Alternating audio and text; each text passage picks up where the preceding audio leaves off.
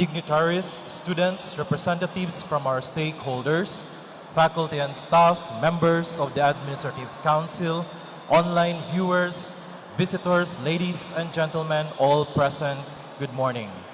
I am Attorney Mario M. Bello Jr., your host for today, and welcome to the public forum for aspiring candidates for President of the University of Southern Mindanao.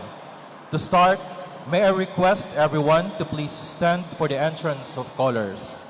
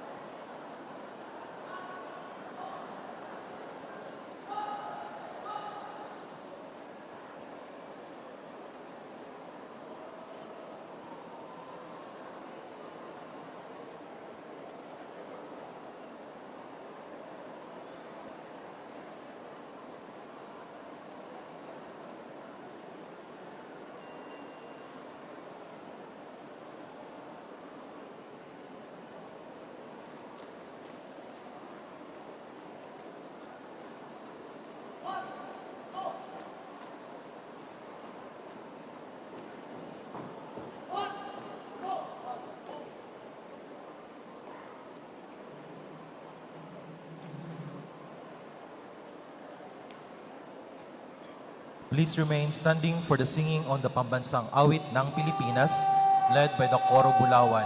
This shall be followed by a Muslim and Christian prayer, led by Professor Efren Magulama and Anacleto Duque Jr., respectively. After which, the singing of the Bagong Pilipinas Hymn, Cotabato Province Hymn, and the Kabakan Hymn, all led by the Coro Bulawan.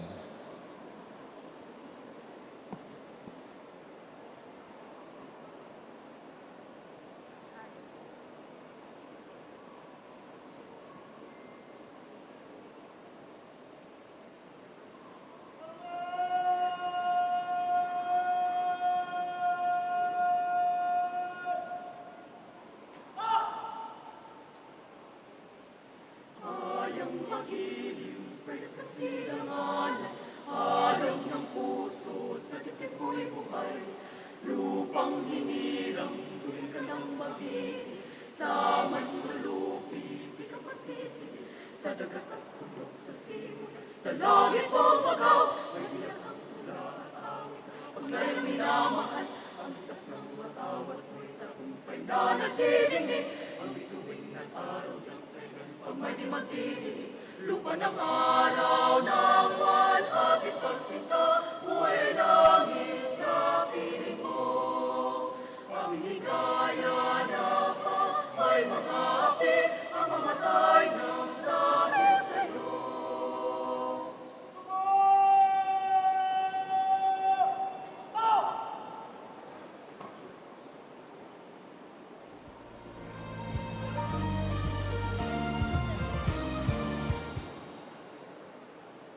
Let us pray. A'udhu billahi minas shaitanir rajim. Bismillahirrahmanir rahim. Alhamdulillahi rabbil alamin. Ar-Rahmanir rahim. Maliki yawmiddin. Iyyaka na'budu wa iyyaka nasta'in. Ihdinas siratal mustaqim. Siratal ladzina an'amta 'alaihim ghairil maghdubi 'alaihim waladdallin. Amin.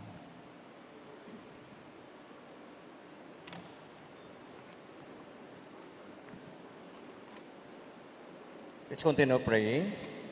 Our most gracious, loving, and heavenly Father, we come before you today with hearts full of gratitude for this opportunity to gather for the public forum on the search for the next USM President. We thank you for all the blessings that you have bestowed upon us and for the presence of everyone to this forum. Thank you, even Lord, for all the administrators, past and present, for their leadership that contributed a lot to the development of the university through all the years. As we begin this program, we ask for your presence and guidance, Father God. May your love and wisdom be with us so that we may act with respect, humility, and kindness as we connect with one another, not only during this special time, but always. Fill us with the spirit of discernment, as Proverbs 2:6 reminds us, for the Lord gives wisdom, from his mouth come knowledge and understanding.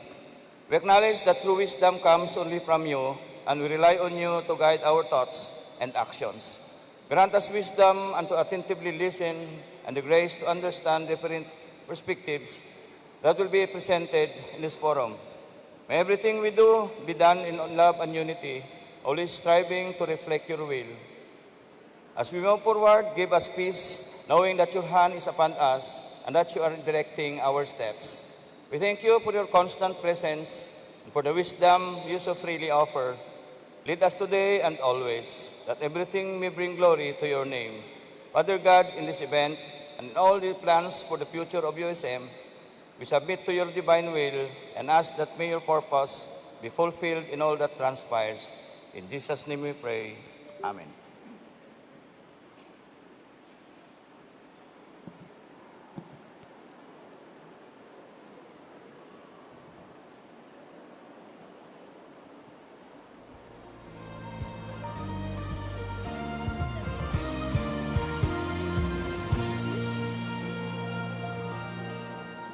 Panahon na ng pagbabago, dahil sa ito ay kinakailangan. Tayo na magtulong-tulong, napagdalhin ang mahal na himala.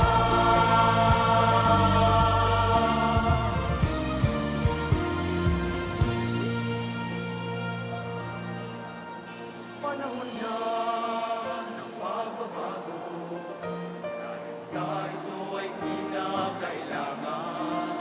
Tayo na magtulong-tulong, napagdalhin ang mahal na bayan.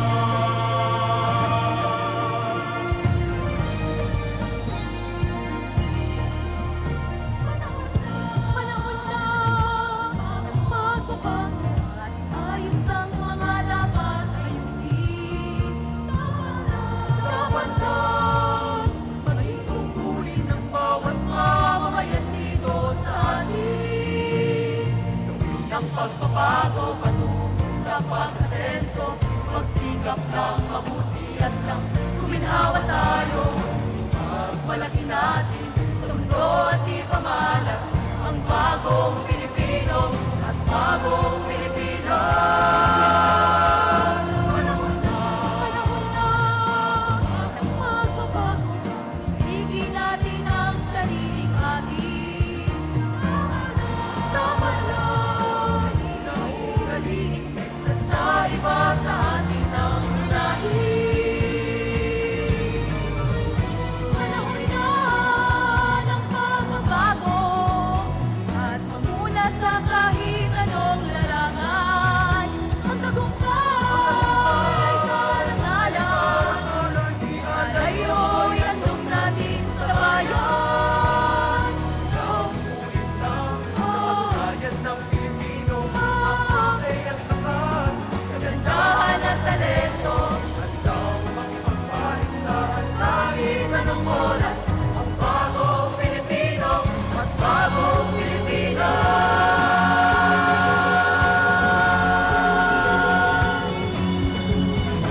Panahon na ng pagbabago, buhay natin ay gawing maaliwalas. Marami ang bukas, ang ibubunga ng bagong Pilipinas.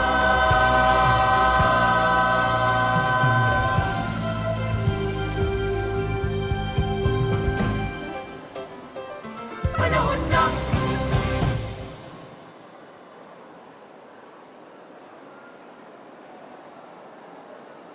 Dakilang o tabak mahal, lalawig ang tunay, kaakibat sa malaya at makabagong-bagong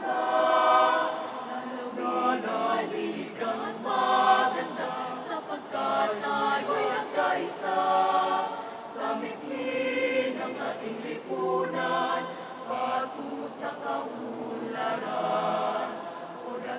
dapat kumahal, may malawak na lupa at hardin ng Mindanao na may magandang tanawin. Tayo'y may naging panalawigan tungo sa ating karangalan. Tayo'y magsikap araw-araw patungo sa kaunlaran. Tayo'y magsikap araw-araw patungo sa kaunlaran.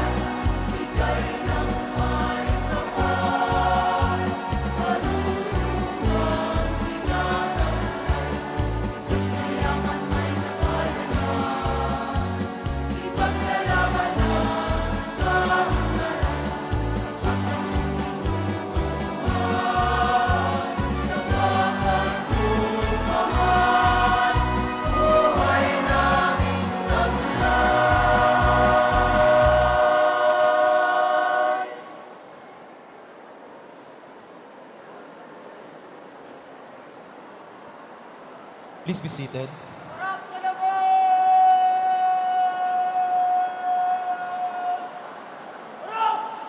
Thank you, Coro Bulawan. Today we will be hearing the platforms of our candidates for presidency of USM. We shall also be hearing their answers.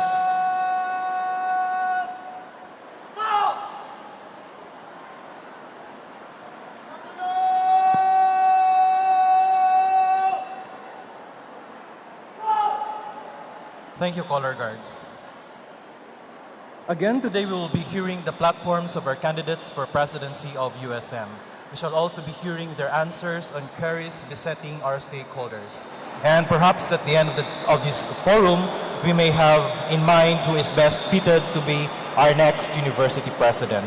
But first, let us listen to the opening remarks of the chairperson of the Search Committee for President, Dr. Nelson P. Cabral, sir.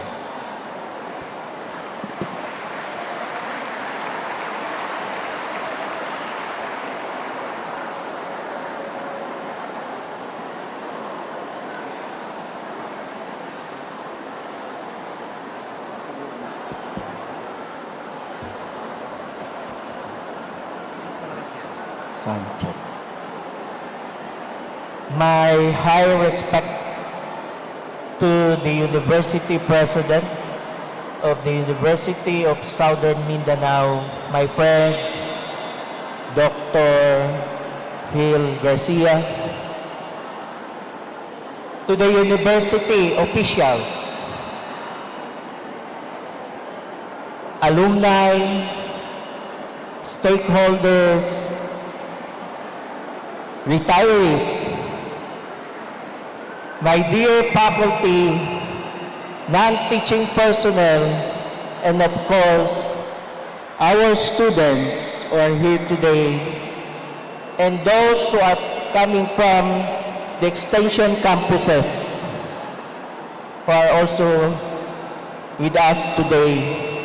Other guests who are present, members of the search committee, which they will be introduced later, members of the Board of Regents of the University of Southern Mindanao, mayong buntag sa tanan, buenos dias a todos. Today, maybe it's not yet the verdict. The role of the search committee is to evaluate and to rank the aspirant to be the next president of USM. Our role also, if we have already the final result, is just a recommendatory. The final judgment will be the Board of Regents of USM. Ang amuang role din igo rami mo evaluate, mo scrutinize all the documents that they are submitted, and we will recommend it to the Board of Regents of USM. Meaning to say the final verdict will be the BOR of USM. Maybe the result na ranking, and we have 4. Last night, we thoroughly scrutinized all the documents. There is a little gray of the documents, but we were able to solve last night. And now we will be having the public forum. Okay. The role of the next president is not easy. That is our experience as president with President Gil Garcia. To be a president is not about power. To be a president is not about prestige. To be a president is on how you lead the university. You have to be aware of the 4 functions, the 4 major functions of this academic institution. Not only that, to be a president, you have the knowledge, the operation of the university, especially on the procurement. You know how to manage the budget of the university. Once you mahimo gani kang president, ang risk sa imuhang shoulder is not a joke. Gamay lang sa signature nga imong gi-affix. Be very careful. As long as you follow the COA rules and regulations, you are safe. Not only that, with the standard that President Garcia nga iyang nahimo diri sa USM, I think the next president medyo maglisod-lisod. How will you will continue kung unsay nahimo ni President Hill diri sa USM. How will you sustain That's a question. That is why to be a president is not an easy job. If you have 20,000 students, you have to see to it that the 20,000 students makakat-on diri sa university. Students is our priority. Kay kung wala ang estudyante, wala tayong mga trabaho. That is why we have to give priority to our students. Por eso, the next president should be very keen on how to lead the university.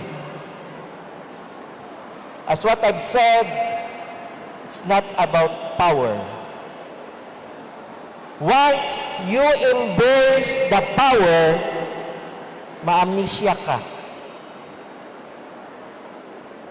Ma-amnesia ka.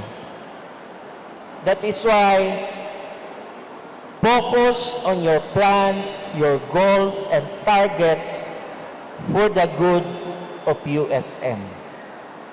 Again, as what I've said, amo ang role is just to scrutinize, evaluate, and rank the 4 applicants. Then after that, we are just to recommend the result to the BOR, and the final verdict will be the BOR. So with this, I welcome you all on the public forum of our 4 qualified applicants. With this, mayong buntag sa tanan, to God be the highest glory.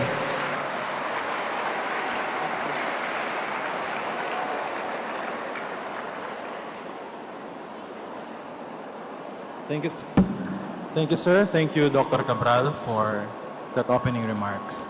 The rules says that a search committee shall be created to initially screen the candidates and present their findings to the board's for the board's consideration.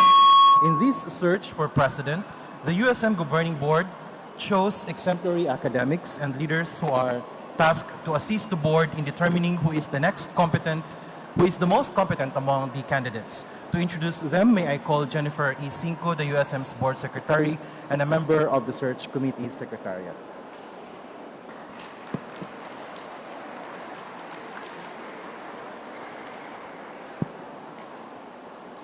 Warm greetings to the esteemed members of the USM administration, headed by President Francisco Hill and Garcia, the faculty members present, the non-teaching staff, students, alumni, and the valued stakeholders of the University of Southern Mindanao.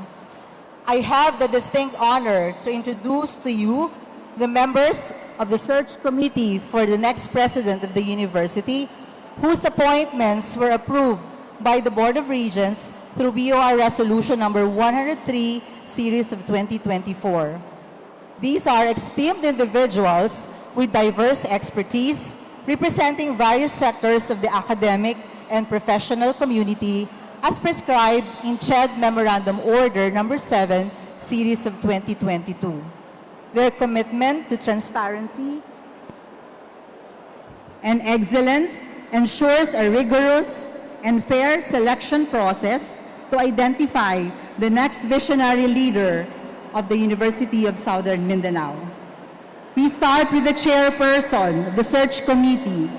He is the president of the Zamboanga Peninsula Polytechnic State University and the president of the Mindanao Association of State Tertiary Schools, Dr. Nelson P. Cabral.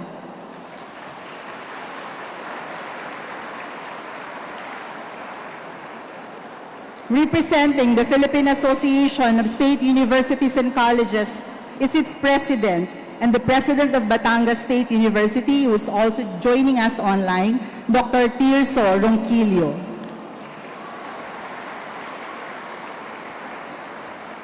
Representing the Commission on Higher Education is the Regional Director of CHED Regional Office 12, Dr. Nelia Alibin, who will join us later on.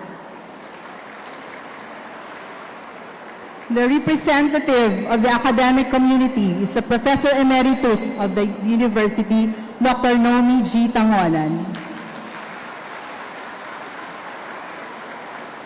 And last but certainly not the least, the representative of the private sector, the President of the Notre Dame of Kidapawan College, Brother Arnel S. Alfanta, FMS. Assisting the committee in the execution of its duties are the members of the Secretariat, headed by Ms. Ariane Rose Esquilion, assisted by Ms. Charlize Nicole Manalang, both from the Office of CHED Commissioner Ronald L. Adamat, who is also the chairperson of the USM Governing Board, and yours truly as the Secretary of the University and the Board of Regents.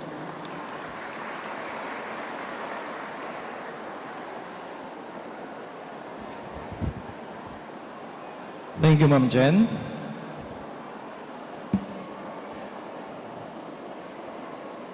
After presenting the members of the search committee for the president, may we now also present to you, ladies and gentlemen, the candidates for the president of the University of Southern Mindanao. There are 4 candidates in this search. They will be properly introduced to us by still the board secretary of the USM Governing Board, Ma'am Jennifer E. Cinco. Ma'am Jen.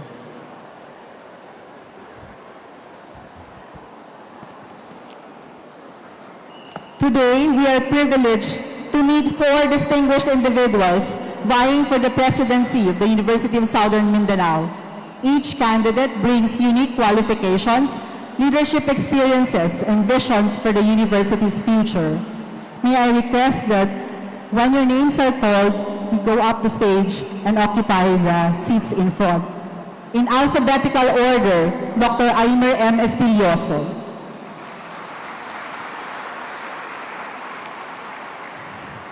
Dr. Abubakar C. Murray.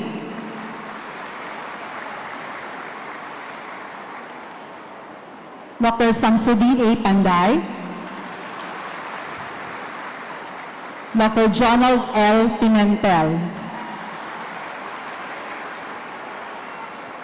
This forum will provide an opportunity to learn more about their plans and aspirations, ensuring an informed and collaborative selection process. Ladies and gentlemen, the 4 candidates for presidency.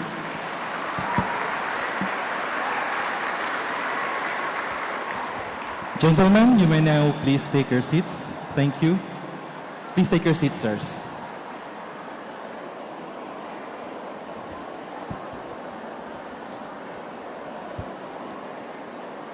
In today's presentation of candidates for presidency, we shall be ruled by the following mechanics for the public forum. Number 1, the sequence of presentations will be determined by a drawing of lots. They will be doing it after the program. We shall have a break and then they will draw their lots. After the drawing of lots, a 5-minute recess will be declared to allow the first presenter to prepare. Other candidates will be escorted to a separate waiting area to ensure they do not hear the presentations of others. Each candidate will have a maximum of 15 minutes to briefly introduce themselves and present their vision and mission for the university. Candidates shall provide a printed copy of their presentation to each member of the search committee for the president. A timekeeper will issue a reminder 2 minutes before the end of the 15-minute limit and another at the time limit's expiration.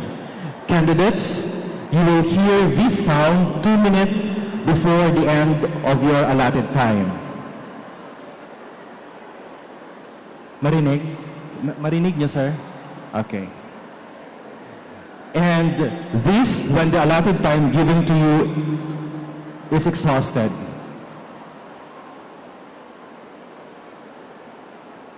Okay, so 1 bell 2 minutes before the end of your time and 2 bells when your time is already exhausted. For we have rules for the candidates, we also have rules for the audience and the spectators. The House rules are as follows. To ensure a smooth and orderly public forum, all attendees are requested to observe the following rules. Number 1, please observe proper decorum at all times. Loud conversations, shouting, or any disruptive behavior are strictly prohibited. Clapping and cheering during presentations are not allowed. These expressions of appreciation may be done after all presentations have concluded. Audience members may record and take photos provided it does not disrupt the proceedings. Official photographers and videographers are also documenting the event. Thank you. Those are our mechanics for today's presentation of candidates for the President of the University of Southern Mindanao. And now we shall have a 15-minute break for our candidates to prepare. Sirs, you may now leave the stage. And after 15 minutes, the first presenter shall start presenting his presentation. Thank you, sirs. Ladies and gentlemen, we shall have a 15-minute recess, after which we shall commence our program with the first candidate for President's presentation. Thank you very much.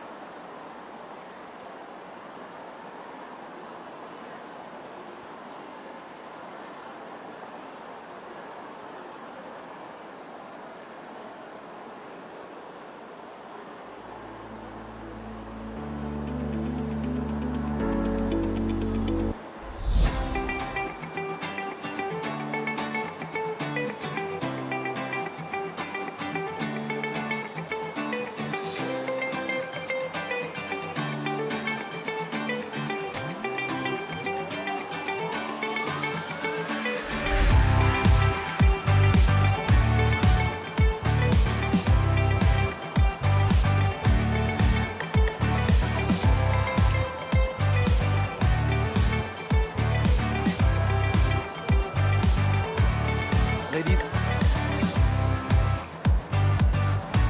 and gentlemen, the candidates have already drawn their numbers. The first presenter is Dr. Abubakar Moray. The second is Dr. Samsudin Panday. The third is Dr. Jonald Pimentel. And the fourth presenter is Dr. Aimer Estilioso. May we now settle down? We are about to hear the presentation of our first candidate, Dr. Abubakar Moray, sir. Yes, sir.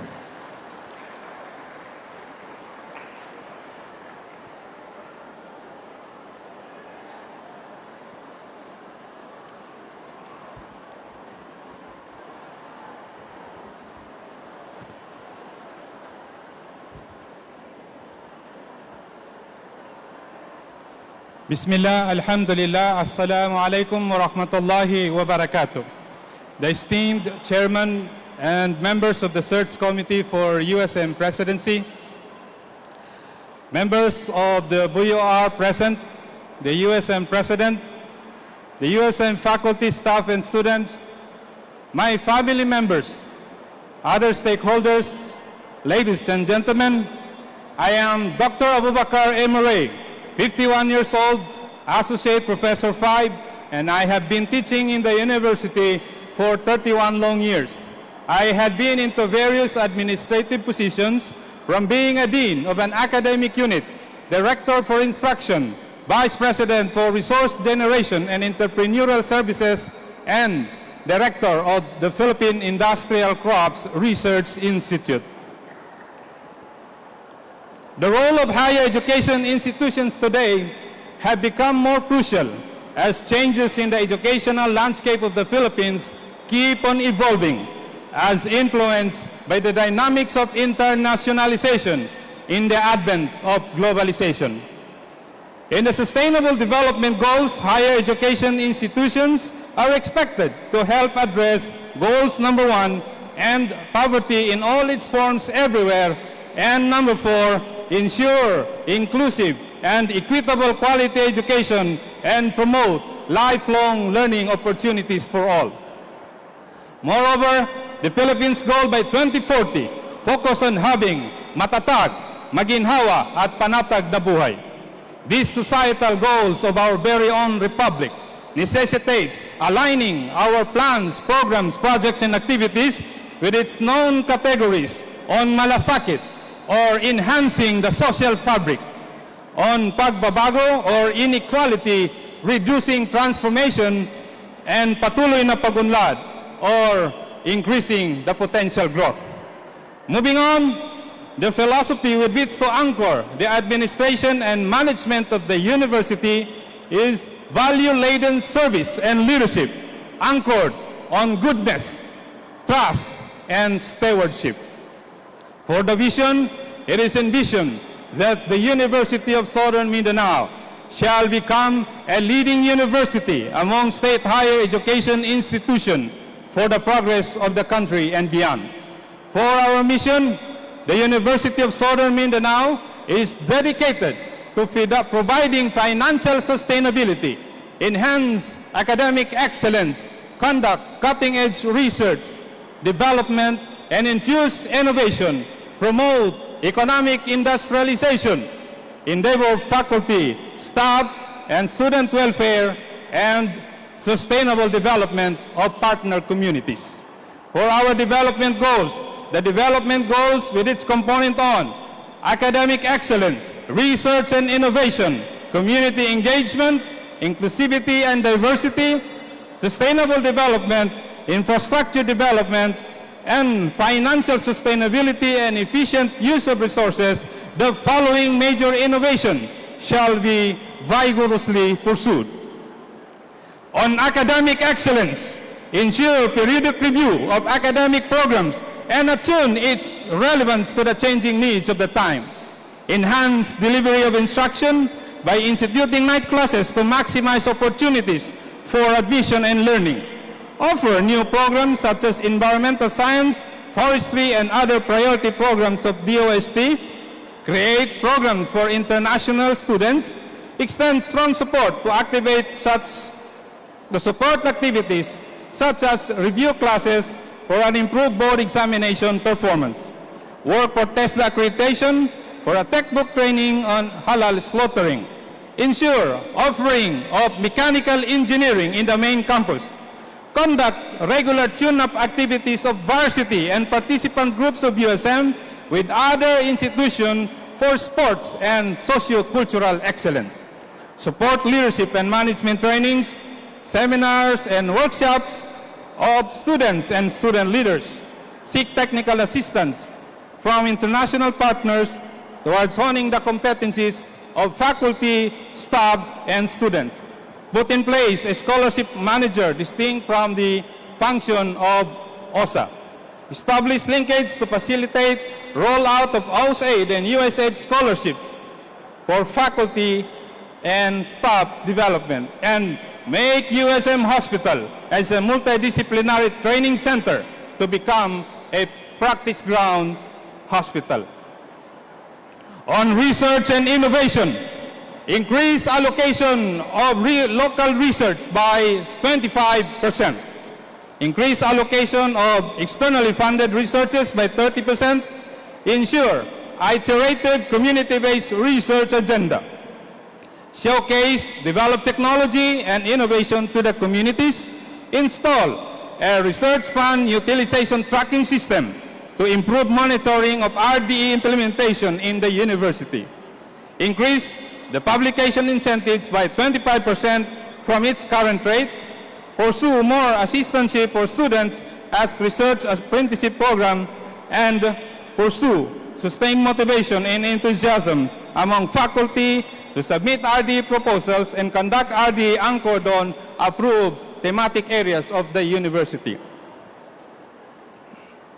On community engagement, ensure conduct of CSR programs, projects, and activities to USM partner communities on clean and green initiatives.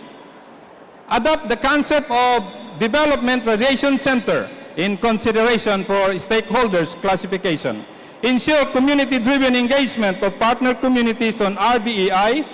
Take part in the efforts on camp transformation efforts of the government through availability of technical assistance of USM experts.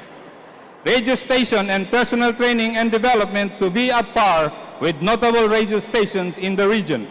Support strengthening alumni associations, relations and projects, and support faculty association, relation and projects. On inclusivity and diversity,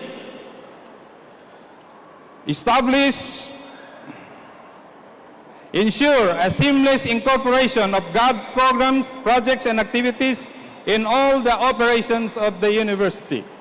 Maintain and assure access of PWDs, IPs, and other cultural communities to the programs offered by the university, and secure working collaboration with security groups for the overall security of the university. On sustainable development, establish 5,000 square meters of stockyard for the collection of all organic matter from the university as a ready source for soil amendments for improving plantation crop areas and for the massive propagation of planting materials. Reactivate the university central nursery for collection, propagation, and production of quality fruits and trees planting materials.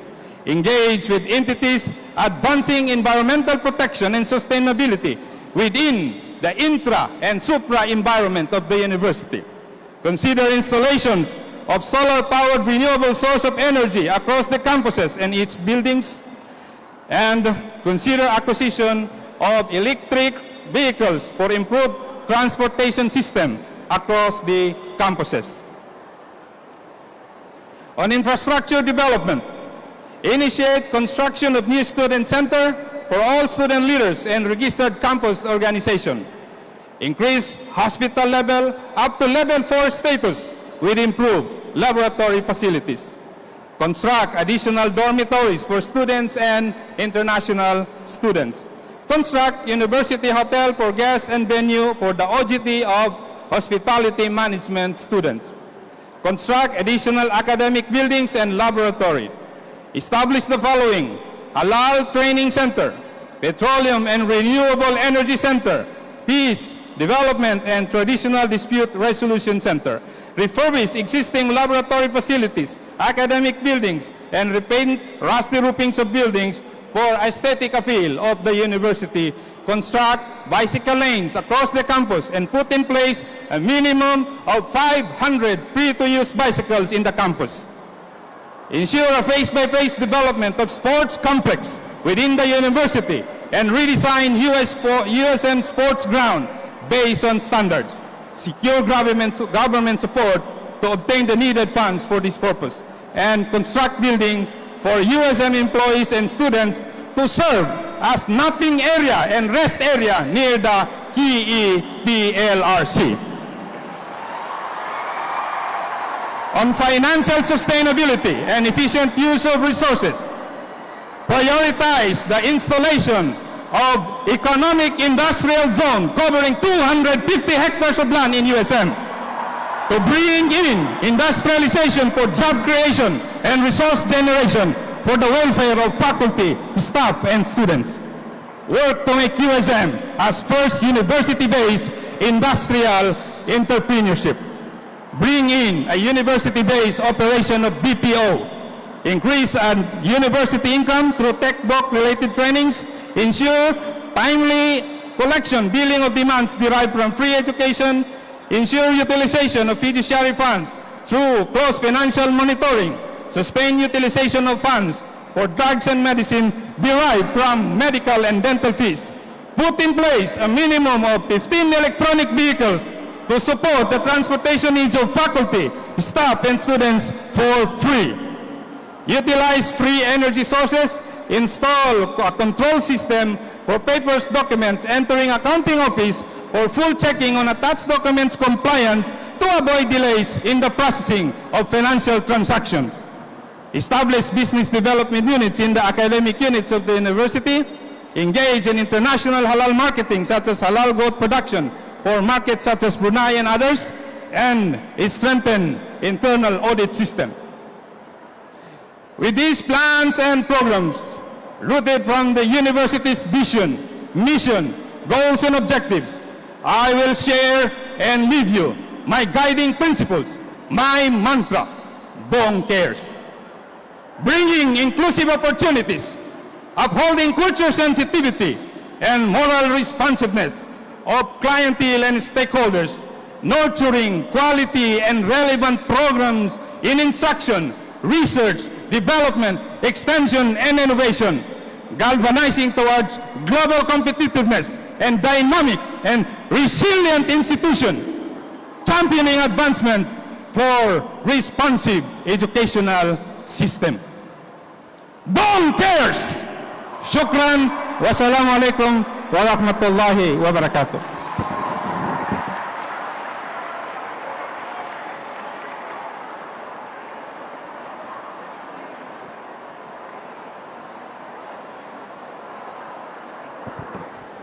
Thank you, Dr. Murray.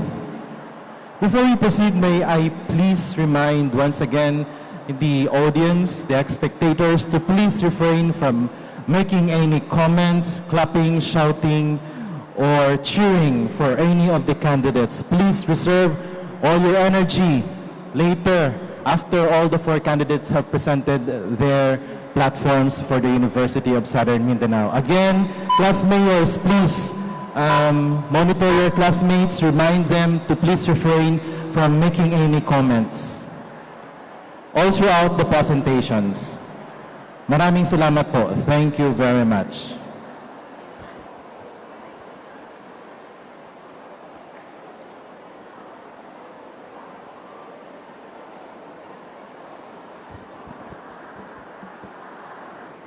We shall have a break for every presentation because the next presenter is in the holding room. So we still have to walk from the holding room to here and have a little bit of relaxation before he presents himself to the public. Parang hindi naman po kabado ang dating kasi naglakad pa.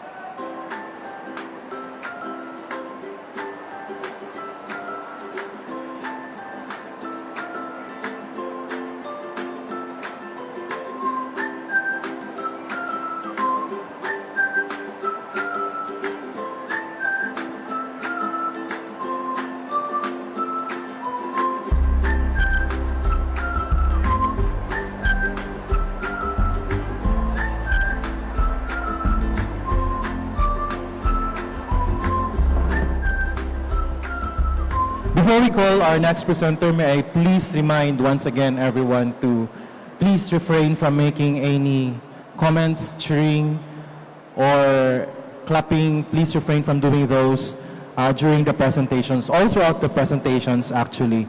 Please reserve all those after all the four have presented their platforms for the university. May I now call the next presenter, the next candidate. Ladies and gentlemen, Dr. Samsudin Panday. Sir?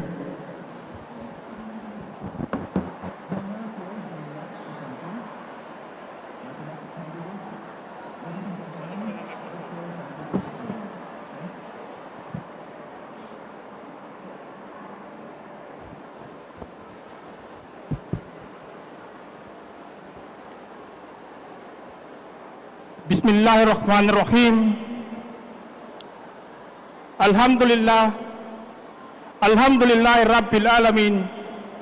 Wassalamu ala asrafil anbiya wal mursalin wa ala alihi wa sahbihi ajma'in, amma ba'd. To the members of the Board of Regents, headed by the CHED Commissioner, Honorable Ronald Adamat, Honorable Paul John Ongkoy, Honorable Kenneth Floyd Monteliha, Honorable Rene Villarico, members of the USM Search for Presidency Committee, headed by Dr. Nelson Cabral of the Zamboanga Peninsula Polytechnic State University, members of the Administrative Council headed by our University President, Dr. Francisco Helen Garcia, USM alumni presence, LGU personnel, other stakeholders, sa aking immediate family na andito ngayon, ladies and gentlemen, Assalamu alaikum wa rahmatullahi ta'ala wa barakatuh. Good morning. I stand before you today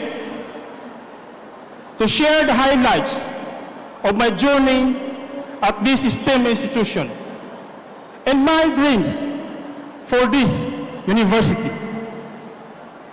As an alumnus of USM, I have the privilege to be part of this institution's remarkable legacy. Throughout my career, I have served as an extension worker, researcher, educator, and administrator. My extensive experience in academic administration, research, resource management, coupled with my deep commitment to the vision, mission, and values of USM, positions me as a strong candidate for the presidency.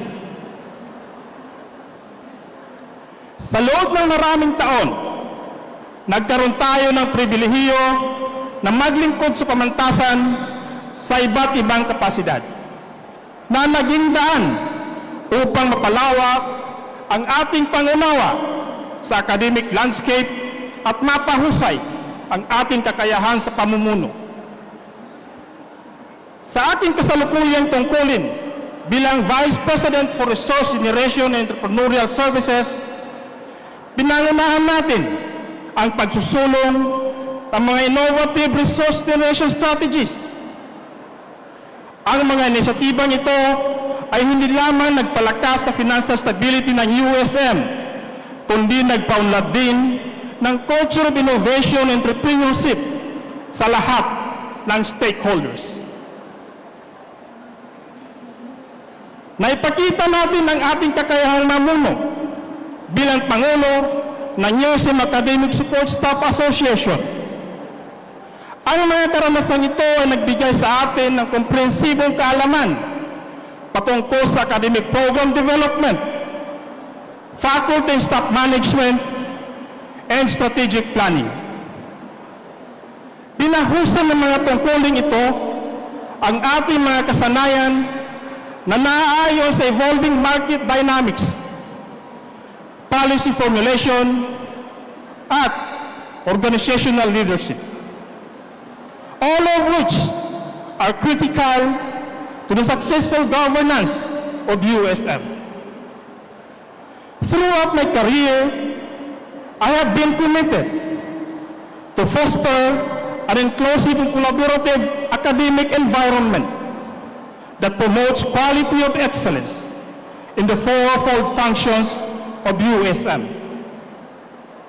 I am passionate about empowering the members of the USM family to achieve their full potential, and I am dedicated to ensuring USM continues to be a beacon of academic excellence, transformation, both locally and globally.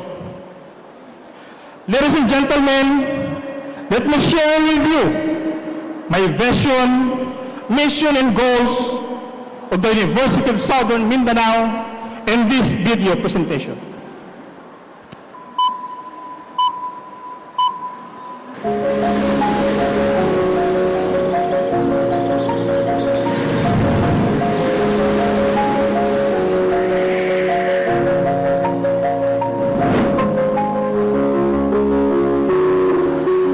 Malayo na ang narating ng University of Southern Mindanao sa pamumuno ng mga nagdaang Pangulo at sa pakikipagtulungan ng iba't ibang stakeholders ng pamantasan. Marahil ang tanong ng karamihan, ano pa ba ang ating magagawa? Paano pa ba isusulong ang misyon ng pamantasan?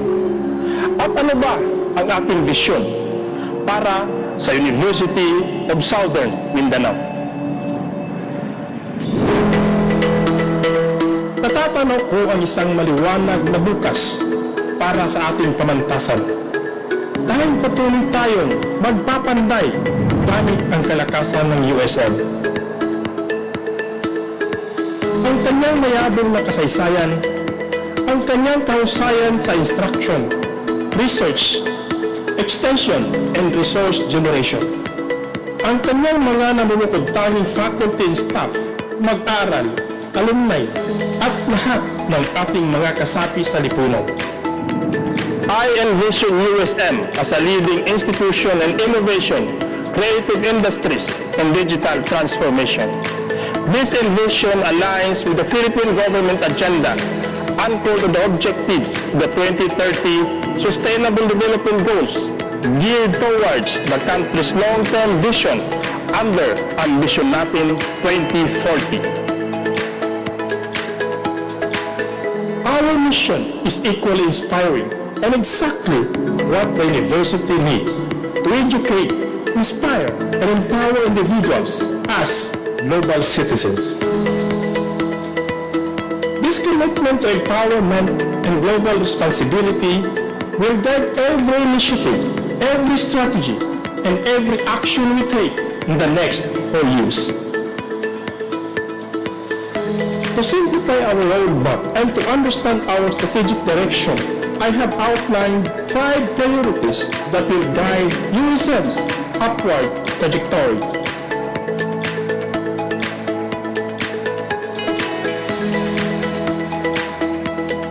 This framework is only a beginning. Bringing it to life in unique ways will allow members of the USM community to play a meaningful role in shaping the destiny of each part of our university. Hangarin natin gawing isang leading hub ang USM para sa innovation, research and creative industries na siyang magsusulong ng regional economic growth. Upang maisakatuparan ito, bubuo tayo ng mga innovation hubs, makerspaces and incubators to support startups and creative enterprises. Palalakasin pa natin lalo ang ating collaborations sa mga local industries, local government units, at international institutions para maisulong ang technology, sharing, and innovations. We will also integrate research and development with industry needs, focusing on agriculture, technology and creative arts, relevant to Cotabato and Sorsogon constituents. The primary goal of any university in the 21st century should be to provide the highest quality education for its students and to prepare them for success in our rapidly changing, globally interconnected world. Alinsunod sa hanggaring ito, pagsisikapan nating manguna sa digital transformation ng edukasyon upang ating mapahusay ang learning outcomes at gawing mas accessible sa lahat ang edukasyon. To pursue this objective, we will invest more in innovative digital learning platforms. This translates to upgrading our digital infrastructure and technologies to improve remote and hybrid learning towards smart university direction. We will also collaborate with tech companies to provide students, faculty and staff with skills in emerging fields such as artificial intelligence, data science, and cyber security. This is towards data-driven decision-making or use of analytics to enhance operational efficiency. It is also my goal to promote excellence and global citizenship. Papandayan natin ang global citizenship education sa pamamagitan ng pagpapaigting sa kausayan ng iba't ibang kurso na nakatuon sa internationalization at global exchange opportunities para sa faculty at estudyante. Mag-aalok din tayo ng dual degrees at multilingual education upang ang mga mag-aaral ay magkaroon ng mas malalim na pangunawa sa kultura ng iba't ibang bansa. Mabigyan ng pagkakataon na makalahok sa mga proyekto na tumutugon sa pandaigdigang usapin at suliranin. At higit sa lahat, mabigyan ng pagkakataon ang pamantasan na makapagpanday ng mas matibay na global linkages sa larangan ng research, development, and extension. Mas lalo rin natin palalakasin ang quality assurance mechanisms na naaayon sa international standards upang masiguro ang academic excellence.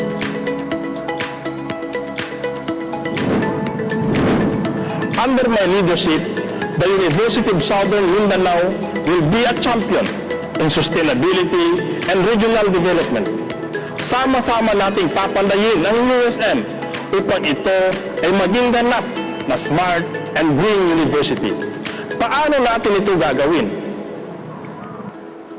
Tayo ay magpapatupad ng smart practices tulad ng pagpapatayo ng energy-efficient buildings, smart waste management systems, at green infrastructure. Tayo ang magiging sentro ng ating rehiyon sa larangan ng pananaliksik na tutugon sa mga issue at hamon ng climate change, disaster resilience, sustainable agriculture, at smart technologies. I will strengthen governance and institutional resiliency to prepare the university in responding to future challenges and uncertainties. Ang ating pamamalakad sa university ay magiging maliwanag at may kaakibat na pananagutan. Sisiguraduhin natin may boses ang kapwa teaching at non-teaching workforces sa paggawa ng mga desisyon at mga patakaran ng ating pamantasan. Maliban diyan, aking isasaalang-alang ang mga hinaing at mungkahi ng ating mga minamahal na mag-aral at iba pang kasapi o stakeholders ng ating pamantasan sa mga desisyong makakaapekto sa kanila. Sa ganitong paraan, maisa sa buhay natin ang inclusivity at equity na siyang magpapatibay sa USM bilang isang institusyon na may pagkakaisa, may malasakit may respeto, may pagmamahal at may kahandaan sa anumang hamon ng panahon. Bukod sa ating napanood, nilalayo nating dubluhin ang bilang ng mga program offerings na kikilalanin bilang Center of Excellence and Development. We will also maximize the utilization of our unutilized resources upang may mapagkunan tayo ng karagdagang pondo na susuporta sa pagpapatupad ng ating development initiatives para sa pamantasan. Ladies and gentlemen, this is my vision for the USM. I am excited to see this unfold before our eyes. I firmly believe that the success of this vision and strategies depends on us, the USM community here and beyond. Sama-sama nating papandayin ang kinabukasan ng ating mahal na pamantasan ng Katimugang Mindanao. Maraming salamat.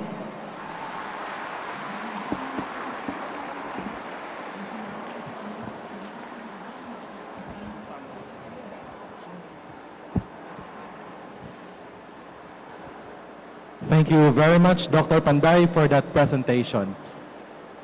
Now we shall be entertained by an intermission number from the Bidadali Dance Troupe.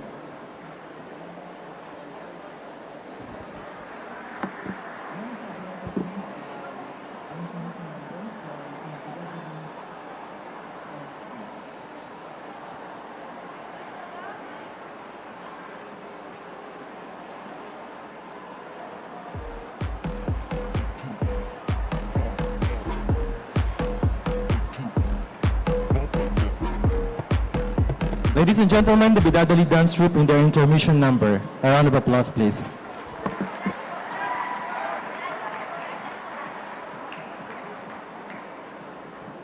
Oh, sorry. It's not the Bidadali Dance Troupe, but the USM Choral who will be rendering their intermission number. Once again, a round of applause for the USM Choral de Coro Bulawan.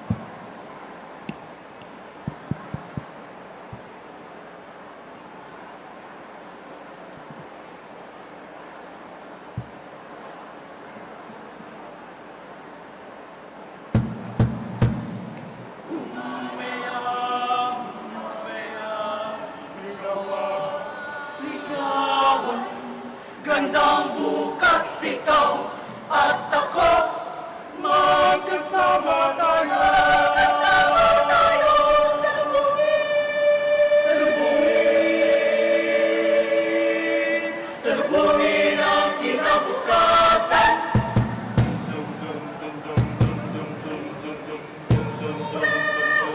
Oyo, oyo.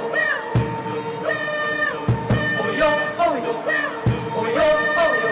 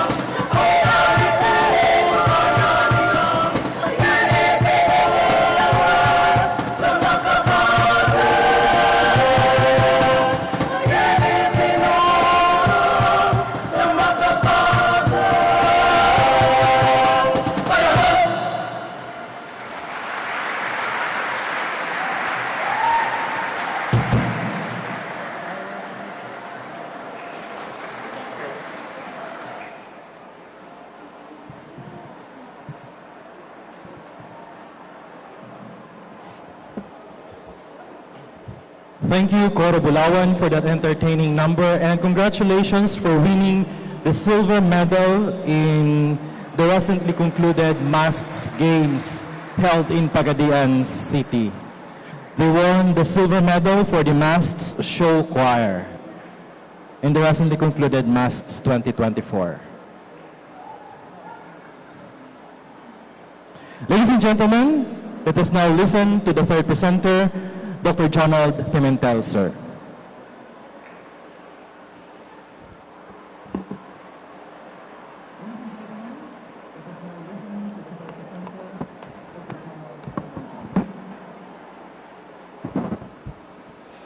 To the honorable members of the search committee for USM presidency led by Dr. Nelson P. Cabral, sir. To the honorable members of the USM Board of Regents present, Honorable Paul John P. Ongkoy, representing the alumni, Honorable Kenny Floyd Monteliha, representing the students, Honorable Rene Villarico from the private sector, our USMFI President Professor Maricar Juanisa, to the Honorable and Outstanding Visionary USM President Dr. Francisco Gil Garcia, to the representatives from our different sectors, the faculty, students, non-academic staff, alumni, and community private sector, our beloved faculty, staff, and students, our guests, and USM retirees. Ladies and gentlemen, glory to God in the highest, Assalamu alaikum. Good morning, magandang umaga, naimbag na bigat. Maduro Masim, Flelapos, maayong buntag sa tanan. I am Jonald Lucarito Pimentel, a full professor from the Mathematics and Statistics Department of the University, and I'm running for USM President.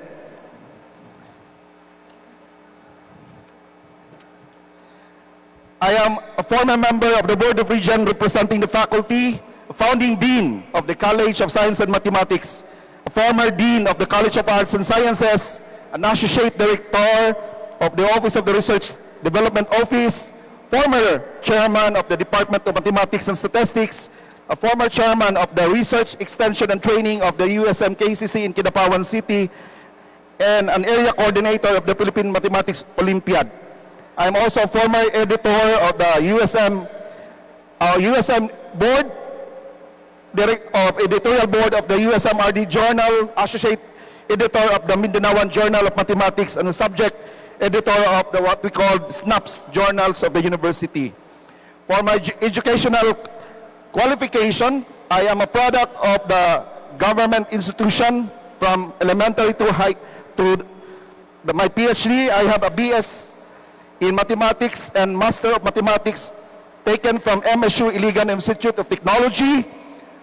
I have also a Master's in Biostatistics from Limburg Universitair Centrum, now called Hasselt University in Belgium, and a PhD in Psychometrics from the University of Twente in the Netherlands. For my research productivity, currently I have 19 journals published in local international journals. I have at present 859 citations.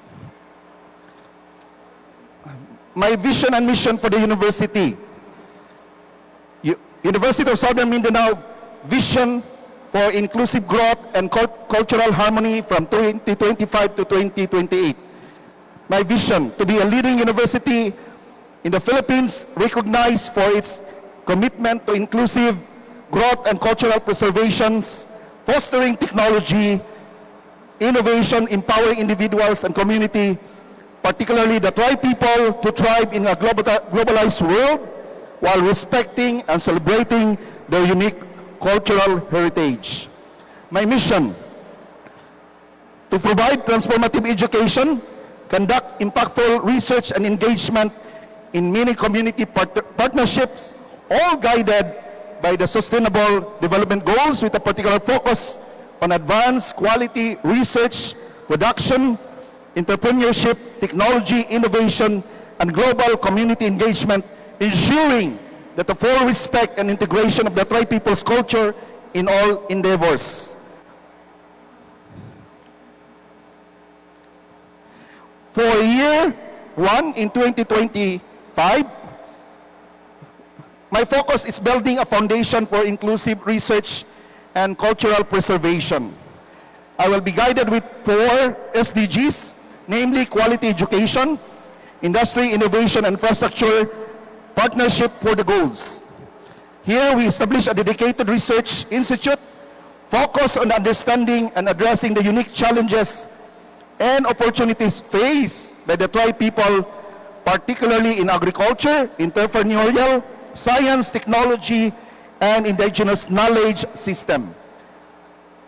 We also want to develop a research grant program to incentivize faculty and student research, prioritizing projects that involve collaborations with the tribe people and integrate their cultural knowledge and practices. We want to purge strategic partnership with indigenous communities, international research institutions, business, and NGOs to foster collaborative research and knowledge exchange, ensuring the respect and ownership of the tribe people's intellectual property. My plan is to organize a regional research conference to showcase research on the tribe people's culture, history, and sustainable development, inviting participations from local communities and international researchers. Develop a research capacity building program to equip faculty and students with the skills and knowledge to conduct cultural sensitive research and work effectively with indigenous communities. We want to establish a cultural research center to document and preserve the tribe people languages, traditions, and artistic expression. In year 2, 2026, we focus in empowering entrepreneurship and sustainable production respecting cultural practices. We will be guided with 3 SDGs, 8, 12, and 17, particularly on decent work and economic growth, responsible consumption and production, partnership with the goals. Here we want to establish an entrepreneurship incubator program to support student and faculty startups, particularly in the areas of sustainable agriculture, green technology, and social enterprising, prioritizing projects and leverage the tribe people's traditional knowledge and skills. We want to develop a sustainable production center to promote eco-friendly practices, resource efficiency, and circular economy models, integrating the tribe people's traditional knowledge of resource management and sustainable living. We want also to partner with local businesses, local government units, especially our provincial government and local government, our international organizations to provide mentorship, funding, and market access for entrepreneurs, ensuring the fair and equitable sharing of benefits with the tribe people. Our plan is to host an annual entrepreneurship competition to encourage innovative business ideas that integrate the tribe people's cultural heritage and contribute to their economic empowerment. We want to develop a curriculum on sustainable business practices and social entrepreneurship, incorporating the tribe people's tradition, knowledge, and values. We want to implement pilot projects on sustainable agriculture practices in collaboration with local indigenous communities, respecting their tradition, knowledge, and practices. On year 3, leveraging technology for global engagement and learning, preserving cultural identity. We will be guided with 4 SDGs, namely 4, 9, and 16, on quality education, industry innovation, infrastructure, peace, justice, and strong institution. Here we want to develop and implement online learning platforms to enhance accessibility and flexibility, offering courses and programs that integrate the tribe people's cultural knowledge and perspective, ensuring their voices are heard on a global stage. We want to invest in the state-of-the-art technology, infrastructure to support research, teaching, and virtual collaboration, ensuring the technology is used to empower the tribe people and preserve their cultural heritage.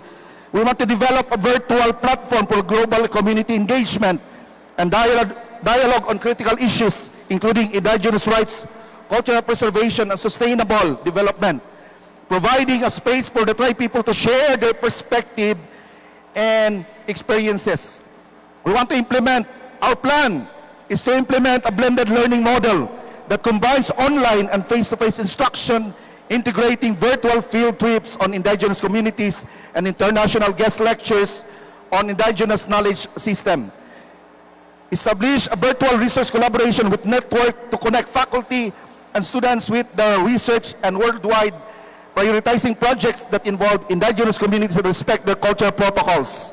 We want to organize international webinars, an online workshop on topic related to SDGs and global challenges, investing participation from tribe people and ensuring perspectives are represented.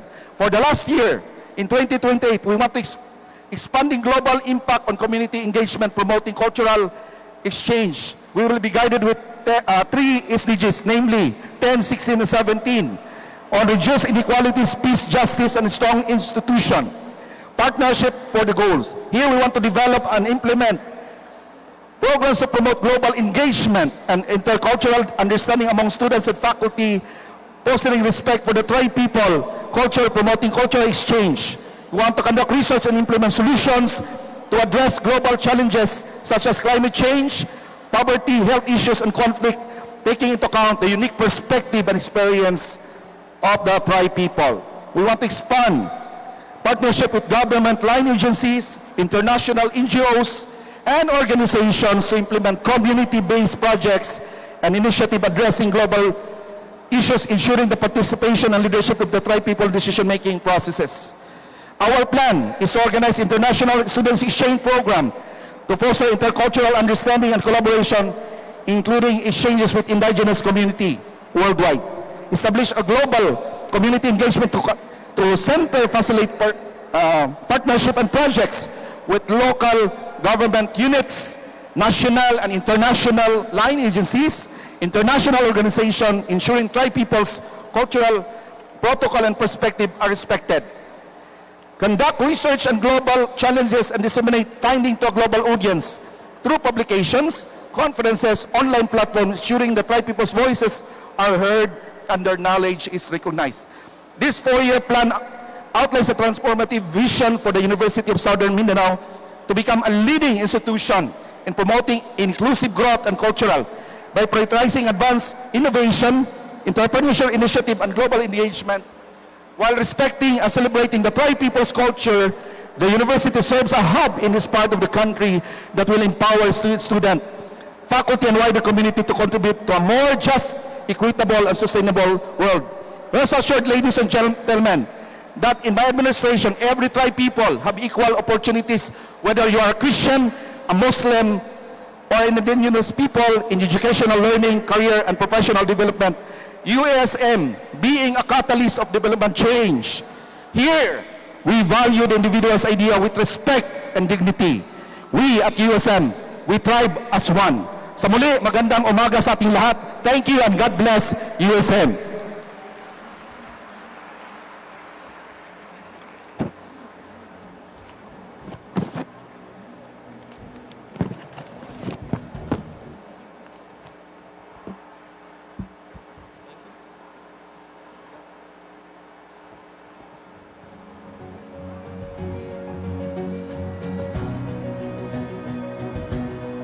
Thank you, Dr. Pimentel, for your presentation.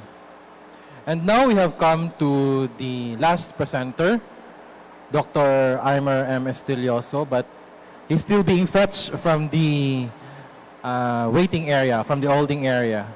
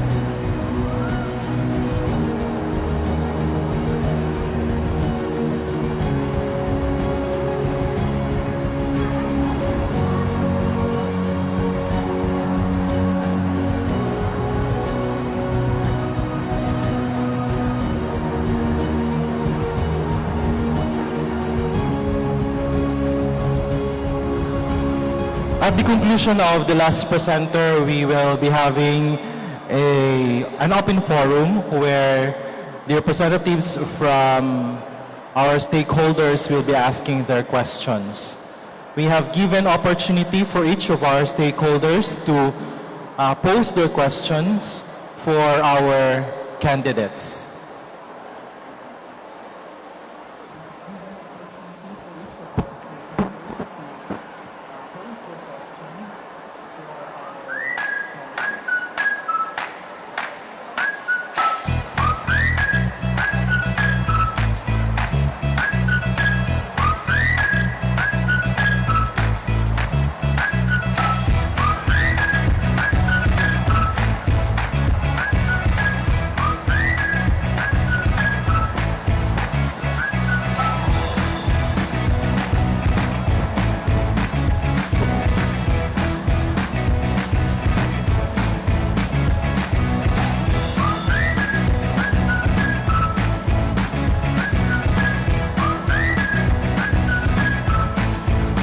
Ladies and gentlemen, we have already heard the presentation of Dr. Abubakar Moray, Dr. Samsudin Panday, and Dr. Jonald Pimentel.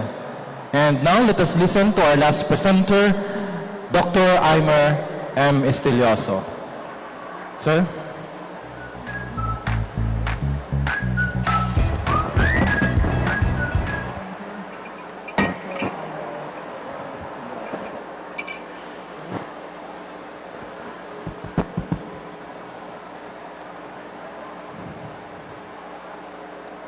My courtesies to the honorable members of the Board of Regents present, Honorable Paul John Ongkoy of the Alumni Association, Honorable Kenny Floyd Montiliha representing the students, Honorable Rene Villarico of the private sector, our dear President Francisco Gil N. Garcia, PhD, honorable members of the search committee, the whole USM community, government officials of the province of Cotabato, headed by the mother of Servisyong Totoo, Governor Emily Lala Talinio Mendoza, Congresswoman of the 3rd District and DOR member, Honorable Samantha Talinio Santos, local government officials headed by Mayor Evangeline Pascua Guzman, retired officials and employees of USM, stakeholders, family and friends, ladies and gentlemen, a blessed morning to everyone. Alam niyo po, napakahirap ang pagdidesisyon ko kung sasali ba ako sa prosesong ito. Napakalaking hamon para sa magiging susunod na presidente kung ang papalitan mo ay napakaraming nagawa para sa universidad. Ang daming proyektong nasimulan na kailangang ipagpatuloy, ang daming dapat masustain, at ang daming dapat pang trabahuin upang umangat pa ang status. Mga sertifikasyon at akreditasyon kailangan upang makaagapay sa pandaigdigang standard at mga programang kailangan ng komunidad na ating pinaglilingkuran. Maliban sa gabay ng poong may kapal, pamilya, mga kaibigan, at mga katrabaho na naniniwala sa aking kakayahan, isa sa nakita kong batayan ay ang quotation ni Jack Welch na nagsasabing, "Before you are a leader, success is all about growing yourself. When you become a leader, success is all about growing others."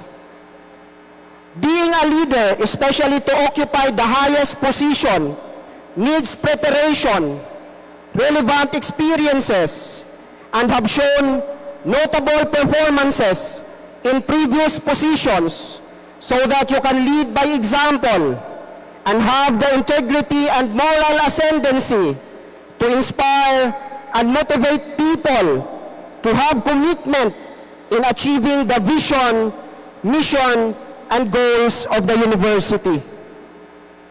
It is on this premise that I, Aymar M. Estilioso, Ed.D., the current Vice President for Administration and Finance, have the honor to submit myself as one of the aspirants to be President of our great USM.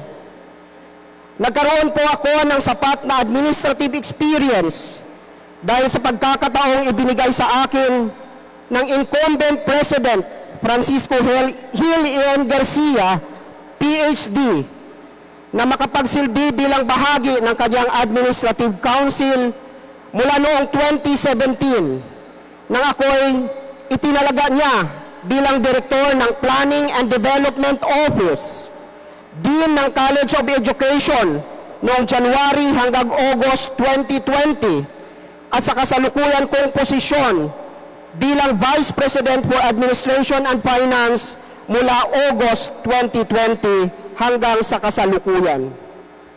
We have not achieved all the improvements that were introduced in the administrative and finance operations if not because of your wisdom, constant push, and guidance. Maraming salamat po, Ginoong Pangulo, sa pagkakataon. Kung may pagkukulang man po, humingi po ako ng pangunawa at pasensya. My experience in the academic community starting from Instructor 1 to my present position as Professor 6, experiences as College Research Coordinator, Department Chairperson, and eventually being Director, Dean, and BPAF gave me the understanding of how the university operates from planning to funding of programs and projects, procurement to payment, implementation and monitoring, and reporting and evaluation of performance. I know I have a lot to learn, unlearn, and relearn along the process. Life and leadership is a lifelong journey. Like a pencil, my experiences will continue to sharpen me.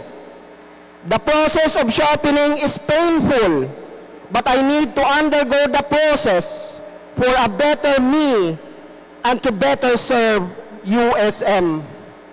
Now, please allow me to present to you my leadership philosophy, vision, mission, and development goals for USM.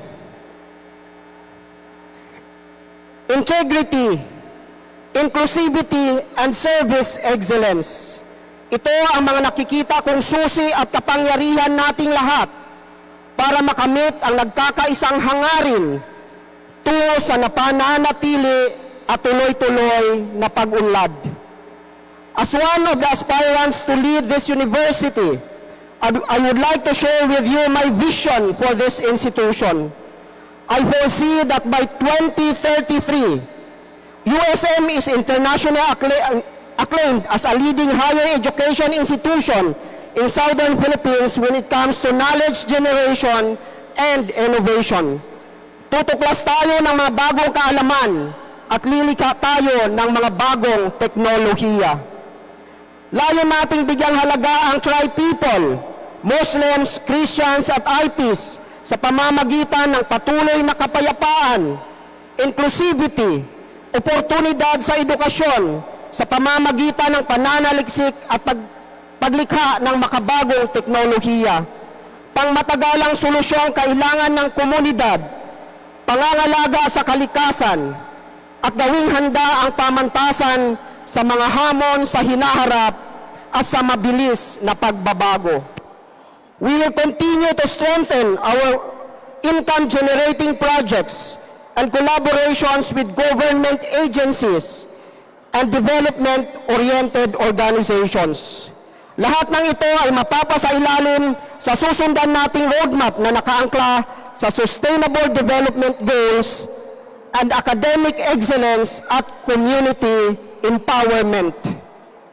Sa pamamagitan ng pagpapalakas sa ating income-generating activities and entrepreneurial initiatives, the university will be well-positioned to thrive while maintaining its role as a driver of regional development and a globally competitive institution. Goal 1, academic excellence through innovation. As an academic institution, our strength is our mandate to lead in co-producing transformative knowledge through research and innovation. We will capitalize on digital tools to explore and provide for a more inclusive and accessible quality education. Bilang aktibong miyembro ng pandaigdigang komunidad, we will make sure that our programs are aligned with international standards. Magagawa natin ito sa pamamagitan ng pakikipag-ugnayan sa mga universidad sa labas ng bansa upang magbigay oportunidad sa ating mga guro at mga estudyante. 2. Inclusive and accessible higher education and leadership in advanced education. We will continue to strengthen our student support services to ensure that deserving students from marginalized communities can access quality higher education. We will strengthen our efforts to lead in co-creating USM as a shared space by all students regardless of their backgrounds. We will develop extension programs that cater to the community professionals and industries, offering continuous learning to adapt the changing market demands and sustain advanced programs for specialized fields. Ang pagkakaroon ng propesyon ay hindi mananatiling pangarap, bagkus ito ay magiging abot kamay ng mga kabataan. 3. Sustainable development and community engagement. Under my leadership, we will collaborate with local communities in addressing problems, especially in agriculture, technology, and education. Isusulong natin ang mga sustainable environment practices sa ating campus operations upang mapakinabangan ng buong sosyedad at ng susunod pang henerasyon. Sa iba't ibang hamon gaya ng pandemya, krisis pananalapi, maglalatag tayo ng estratehiya upang mabilis na makatugon at makabangon. Together, we will make USM a resilient institution. 4. Strengthened governance. Strengthened institutional governance. I will make sure that my administration is rooted in the principles of transparency, accountability, and integrity, and decisions are collaboratively made and in the best interest of the university. Upang magawa natin ito, kasama nating lahat ang mga stakeholders, faculty, staff, students, at non-teaching staff sa pagpaplano at pagdidesisyon. With this, we can instill culture of shared responsibility. We will ensure also responsible, efficient management of physical, human, and physical resources. Magkakasama tayo lahat sa maayos na pamamalakad at sa pagkamit ng ating mithiin. 5. Empowering the university workforce. From all resources, the most important are human resources. Kaya patuloy natin silang bibigyan ng oportunidad sa training, skills development, at academic advancement. Continuity in leadership competence and maintaining the culture of service excellence is crucial to the university's quest for recognition. Magtatapos man ang panunungkulan sa mga kasalukuyang leader, nakatitiyak tayo na may susunod pang mahusay at maayos na mamumuno. Digital transformation and smart campus development. We will work on digital transformation and smart campus development. We will integrate comprehensive ICT integration through IT infrastructure. We will continue to invest in learning platforms like e-libraries and research online databases. Gagamit din tayo ng data analytics upang mapaghusay ang operasyon at pagdidesisyon sa ating universidad. ICT for operational efficiency. We will use ICT for operational efficiency, especially in administrative processes, enrollment, grading, finance, human resource management. Kaagibat nito, ang paglalatag natin ng matibay na cyber security protocols at data protection. We will introduce collaborative platforms for faculty, students, and staff. Gagamitin natin ang ICT bilang bahagi ng ating buhay. Establish university-led enterprises and business incubation. As part of the pursuit for financial sustainability, we will maximize the use of expertise in agriculture by establishing areas and ecotourism projects. We will support startups, mentorship, resources, and connections to funding opportunities. Public-private partnerships and industry collaborations. Number 9. Napakahalaga ang pagtutulungan ng pribado at pampublikong sektor.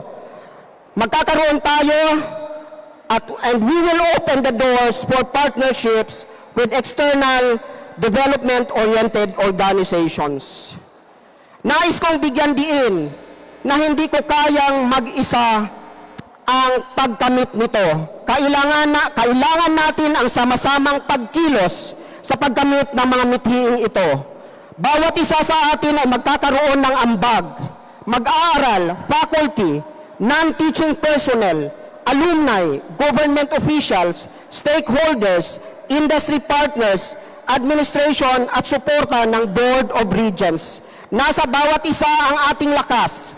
Hawak kamay tayong tatahak sa landas ng pangarap ko, ng pangarap niya, ng pangarap mo, ng pangarap nating lahat para sa ating mahal na universidad na di rin natin nakakaligtaan ang kanya-kanyang adhikain para sa ating sarili at para sa ating pamilya. As one USM, we will continue our commitment to service excellence. To God be the highest glory.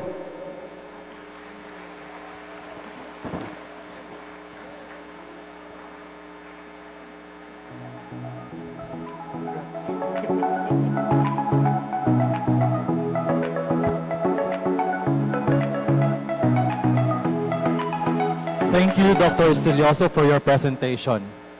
We have heard all the 4 candidates with their presentations of their platforms for the University of Southern Mindanao. Now we shall proceed to the open forum. And may I request our host, our moderator for the open forum, Ma'am.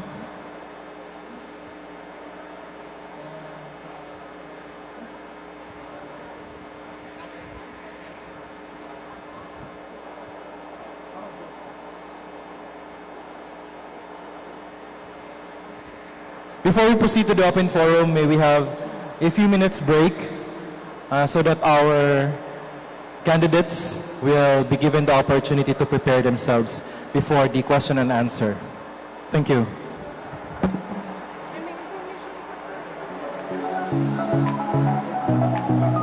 While waiting and while having a few minutes break, let us be entertained by the performance of the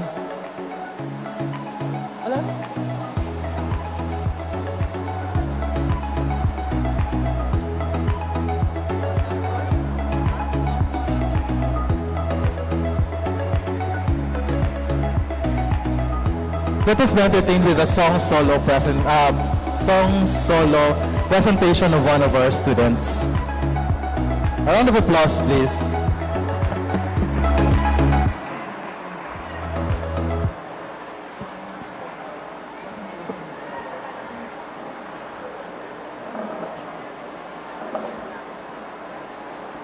Hello.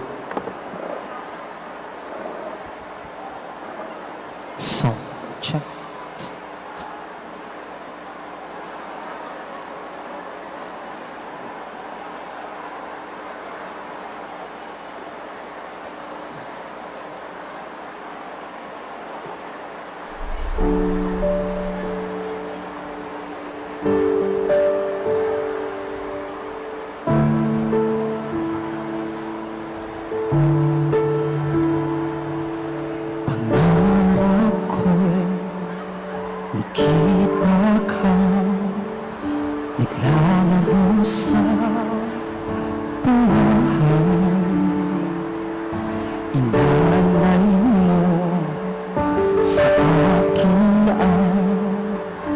labing walang hangganan. Hindi mahanap sa lupa pag-asa.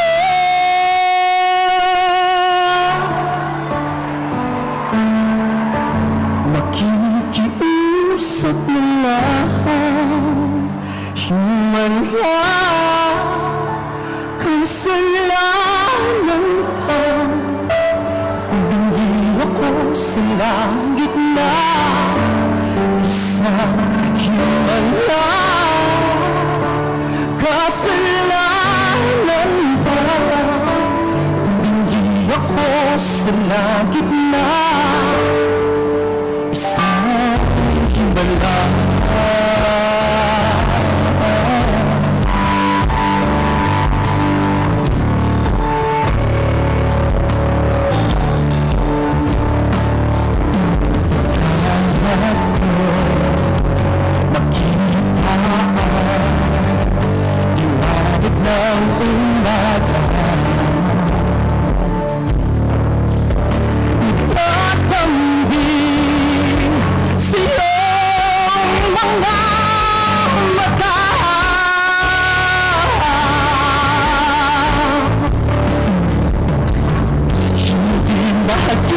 Sa lupa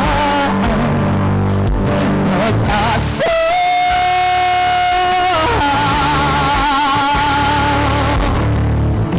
Nakikiusap sa buwan himala kasalanan ba?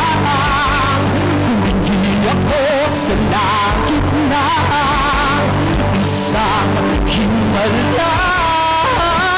Kasalanan ba? Humingi ako sa langit na isang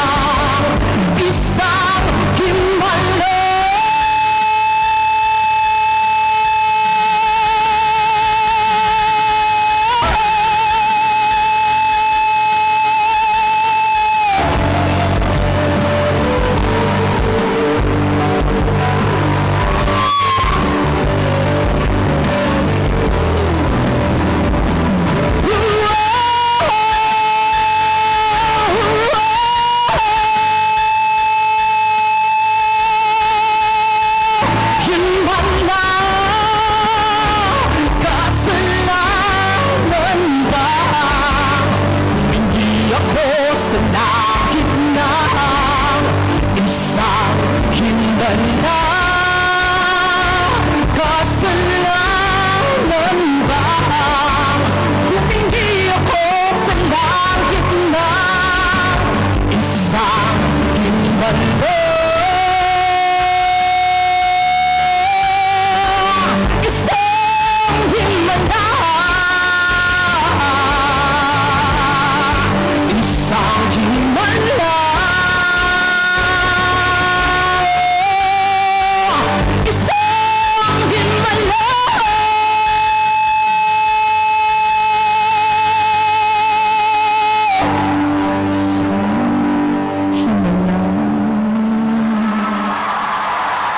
Thank you so much. Ano pangalan mo?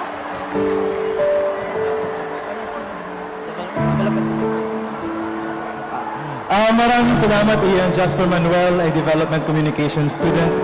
Tinuruan mo kaming humiling at maniwala sa himala.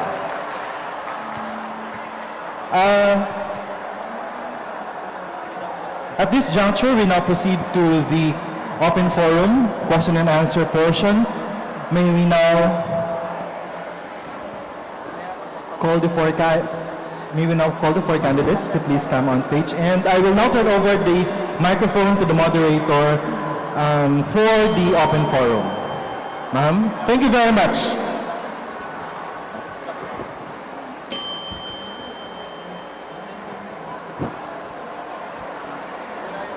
Good morning. We now have come to the equally significant part of this morning's exercise, the open forum. So we now have our four presidential candidates on the stage But before that, let me read the mechanics for the open forum. The open forum will provide us the opportunity the opportunity for all the university community, students, faculty, staff, alumni, and stakeholders to engage directly with the candidates for the presidency. It allows the participants to gain insights into each candidate's vision, leadership style, and plans for the university, and ensure a transparent and inclusive selection process for the next president. Prior to the public forum, representatives from the following sectors, such as students, faculty, non-teaching staff, alumni association, and partner agencies that are non-academic, have submitted questions that will be asked from the candidates. Each candidate will be going through 2 rounds of questioning. For the first round, we have the questions coming from the different sectors which we have obtained earlier. Each candidate shall draw 1 question, read it silently, and this is to ensure that they understand the question exactly the way it was written, considering punctuation marks, because a comma alone may significantly change the context of the question. So they will be given the chance to go over the question, read it silently, and then hand it to the moderator, that is me, and I will read it aloud for the audience before they answer. Each candidate will be given 2 minutes to answer the question, and a bell will ring once to signal the first minute and twice to indicate the end or the last of the remaining time. For the second round, we will be welcoming questions from the participants who are here this morning, and we will allow 2 questions for each sector. And what are these sectors? Again, the faculty, the students, the non-teaching staff, the alumni, and the community. 2 questions for each sector. The same rule will apply as they answer the question. Again, especially to the students, may I reiterate our house rules. You have to observe decorum the entire exercise, no loud conversations, no shouting, no howling, or any disruptive behavior. Clapping and cheering during presentations or after they have answered the question, each one, is not allowed. These expressions of appreciation may be done after all presentations have concluded.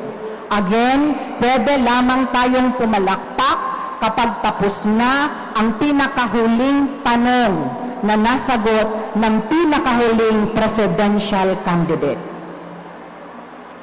Audience members may record and take photos, provided it does not disrupt the proceedings. After all, official photographers and videographers are also documenting the whole exercise. Let us now begin. Will you please come forward, and may we begin with our first presidential candidate to draw his question.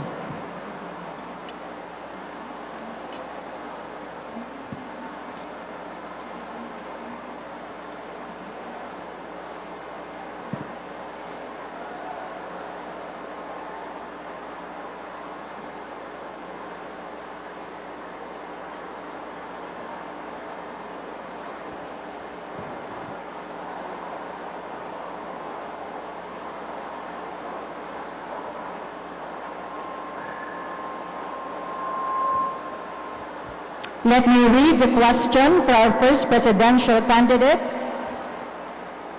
The Institute of Sports, Physical Education and Recreation currently lacks an academic building and necessary sports equipment, while several other facilities such as the chef's hotel management, state-of-the-art kitchen, criminology laboratory, classrooms in the College of Agriculture, and INIAS require urgent renovation. Additionally, the College of Health and Sciences submitted a proposal long ago which has yet to be addressed. How do you plan to prioritize these infrastructure needs across the colleges while ensuring that the budget is distributed fairly and equitably?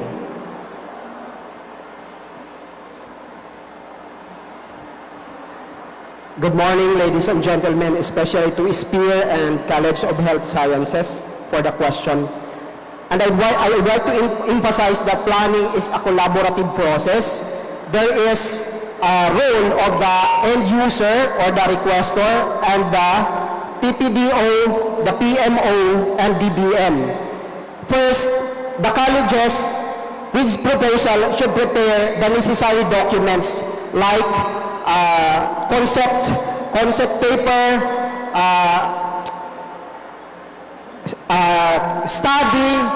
study about the project, and all the necessary documents needed. While the Planning and Development Office will ensure the packaging of the plans, and the PMO will prepare the necessary plans and concepts or the necessary documents needed so that it is implementation ready. And this will be presented for approval to the RDC for possible funding to the DBM. So yun po ang proseso for Fund 01. And we also use decentralized planning and budgeting. We are giving budget to colleges so that they will be the one to monitor their own money. So if you are given the money, use it properly, because if you are not using it properly, the administration will pull that at the third quarter or fourth quarter, and it may be used for other purposes. So that's how we prioritize. And for local income, we will see to it that we will look, because we have also Fund 05 as local income. We will prioritize the necessary buildings and classrooms needed by different colleges. Thank you very much and good morning.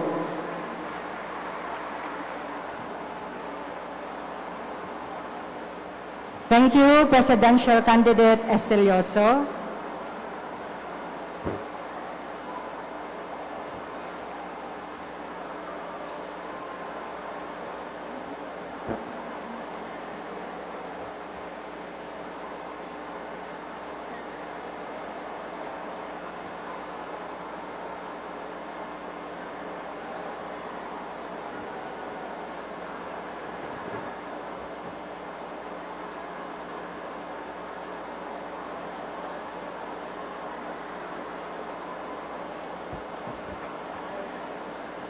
The question for the second presidential candidate goes, the University of Southern Mindanao has consistently been recognized for its contributions in research, production, and instruction. As president, how do you plan to enhance the integration of these three pillars to ensure that research outputs and production initiatives directly support instruction, benefit the students, and contribute to community development?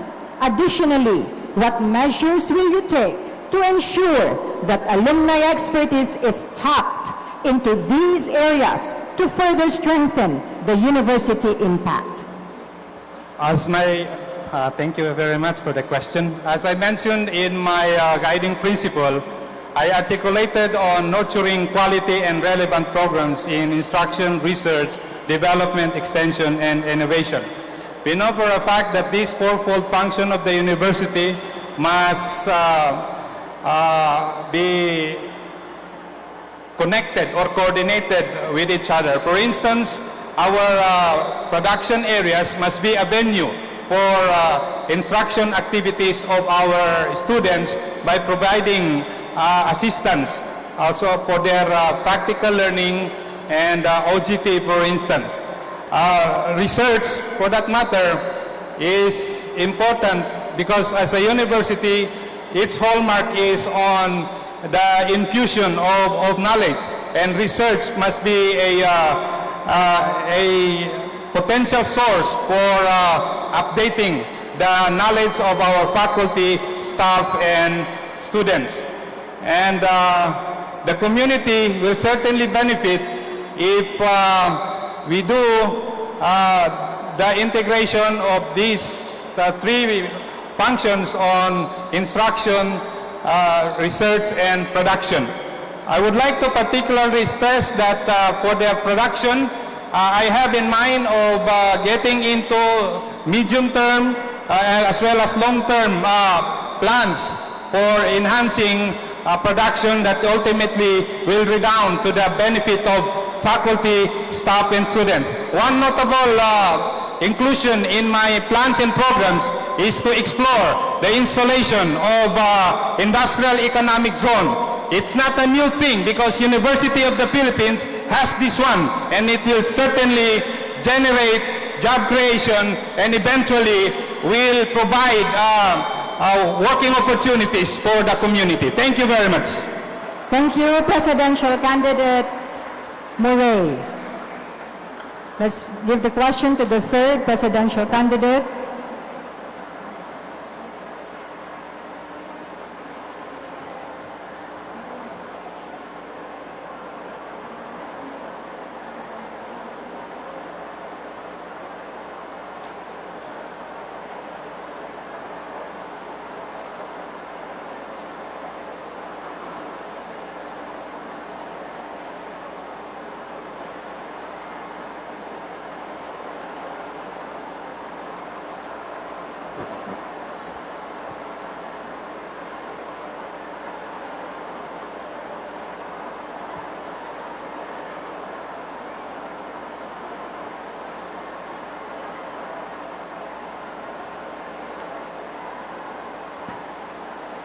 You may take the center stage, sir. Requesting all the students to observe silence, please. Students, silence, please. The question for the third presidential candidate.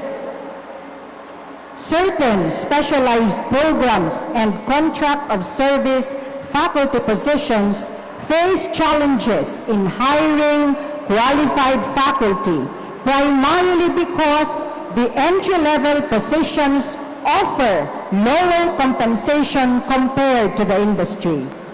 Additionally, the stringent requirements and concerns over tenure for COS faculty further complicate recruitment and retention. What programs or initiatives will you implement to address these issues and improve recruitment and retention for these critical roles? Thank you very much for that question, ma'am. Good morning. Actually, that's the problem of our university because that in every program, especially the hiring the faculty members of the university, meron po tayong minimum requirements for a faculty member na maging permanent. Yun is at least MS degree holder. But for the entry position for the faculty members, especially on the CVM, the veterinary medicine and the College of Medicine, existing yung program natin na higher entry position. That depends on the qualifications ng applicant. Then, for the COS, the university have the existing policy na dapat kapag hindi master's degree ang isang COS, hindi siya pwedeng magiging permanent. Thank you. Let's give the question for the fourth presidential candidate. Thank you, Presidential Candidate Panday.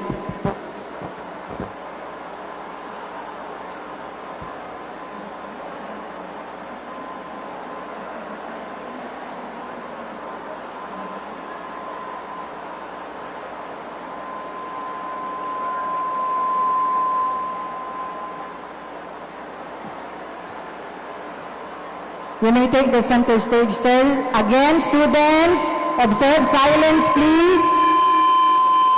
The question is, as an institution, USM has a growing alumni network that plays a crucial role in supporting the university's programs and extending its influence beyond the academic community.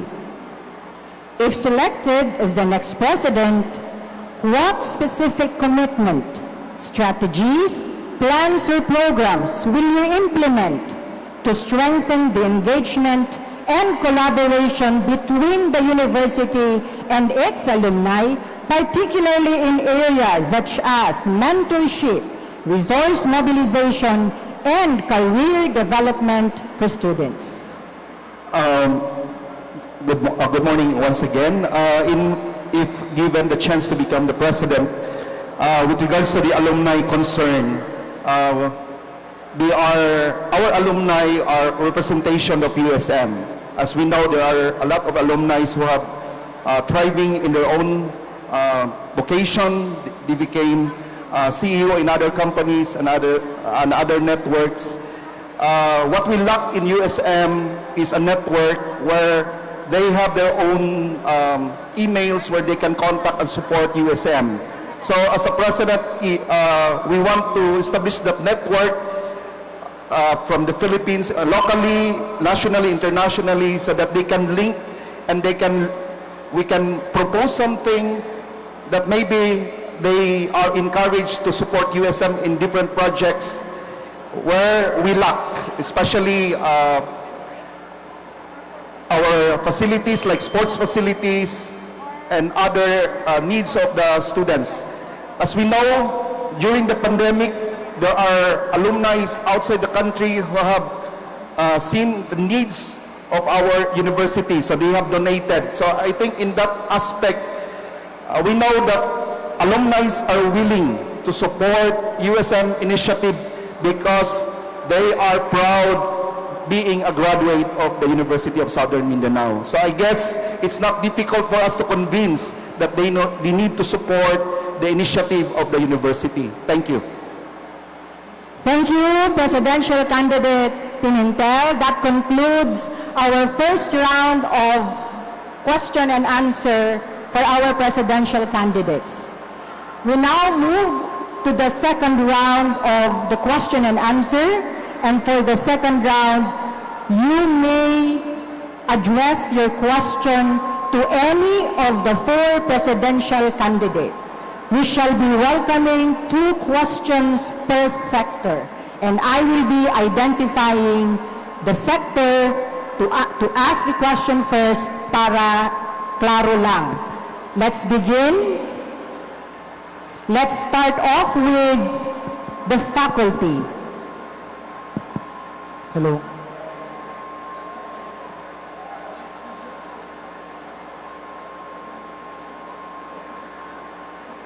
We have Dr. Tabora.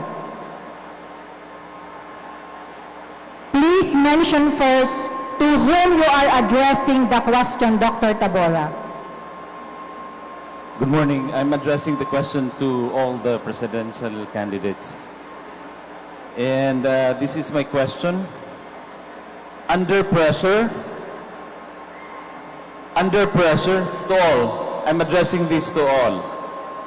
Sorry. We cannot address a question to all. That's why I said we just identify to whom we are going to address the question. So please identify first for whom that question is that you are asking. Thank you. Sam Panday. Okay, so under pressure and tight conditions,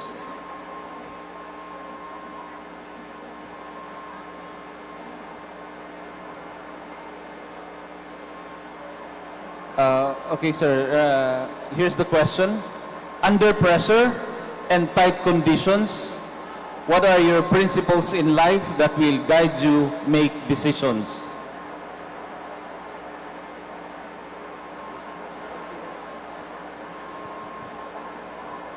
One more, sir. Sir, kindly repeat the Open question. na. I think we have to repeat our questions twice. Okay. Whenever chosen as the president, and there are some cases that you are under pressure and tight conditions, what are your principles in life that will guide you make decisions during those times? Thank you.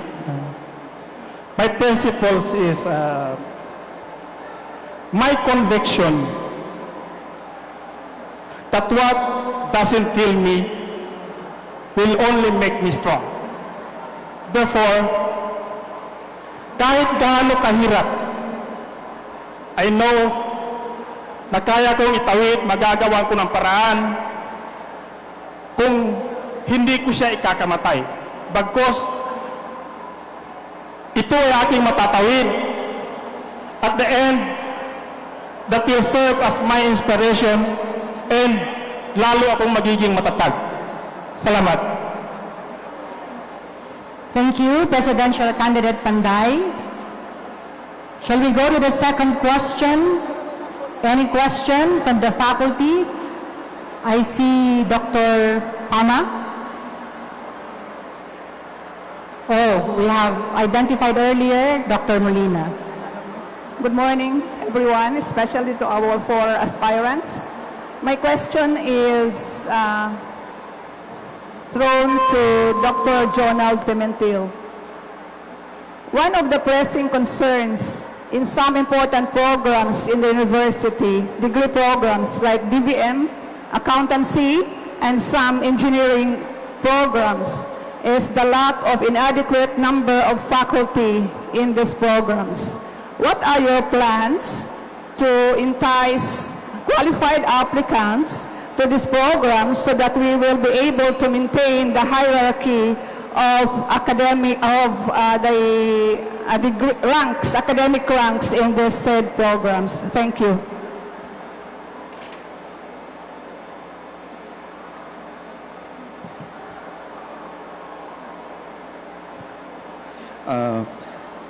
To answer that question, these courses are very specialized courses, and you need faculty that are top-notch. And the problem with our admission requirement for faculty is that a master's degree is required. However, especially, for example, in the College of Veterinary Medicine, they are already doctors, but they are required to be a master's in their field. So in that case, if I'll be given the chance, I will propose that they will be given a special consideration, that the entry point for these future faculty in the college will be given at least an assistant professor level, so that we can attract our graduates, even for the engineering and also for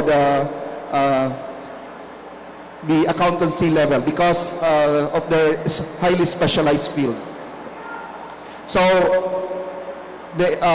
of course, it will be subject by the approval of the Board of Regents.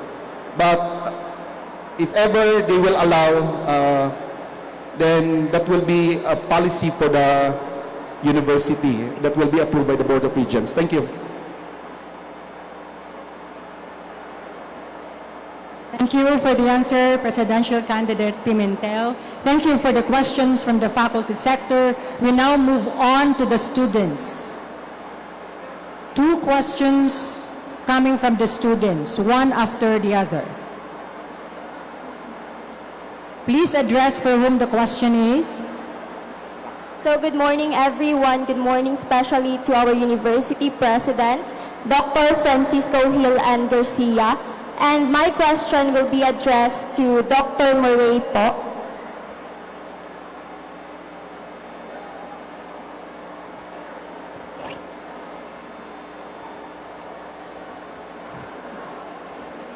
So, good morning, sir. And as a former director for instruction, sir, we believe that during your term as the future president of the university, there is a possibility of unrest due to the sudden implementation of the revised criteria for Latin honors. This is especially concerning for graduating students this academic year who were neither consulted nor informed about this policy during their first year. May we know, sir, if what is your stance on this matter and what are your plans to address I have a difficulty understanding your question. It's because when you are in front, actually, it's not clear over there. So that's why I'm going down. Please repeat your question. So, thank you so much for that initiative, sir. So, we believe that during your term as the future president of the university, there's a possibility of unrest due to the sudden implementation of the revised criteria for Latin honors. This is especially concerning for graduating students this academic year who were neither consulted nor informed about this policy during their first year. May we know, sir, if what is your stance on this matter and what are your plans to address potential dissatisfaction and prevent unrest among students who may disagree with this implementation, sir. Thank you so much. As citizens of the Republic, we all advocate due process in any crafting of laws, policies, whatever. If that's academic, it's basic that all those are affected must be properly consulted. And if that is lacking in that particular activity, as future president, we will reconsider convening those who are involved and then involved in a thorough consultation so that we can arrive at a consensus to the satisfaction of all concerned. Thank you very much. Hello, no clapping. We will save our clappings for last. That's house rule. Next question we have from another student, the last question for the student sector. Good morning po everyone. This question is for the VP for Budget and Finance presidential candidate, Sir Aimer Estelioso.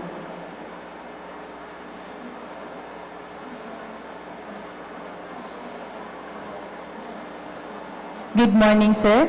So I will be providing the context po first.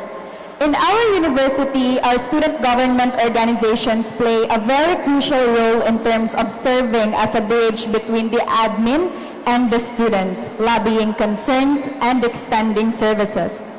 This responsibility, while an honor and privilege to our student leaders, also poses effects that lead to burnout, loss of focus, and even demotivation to serve.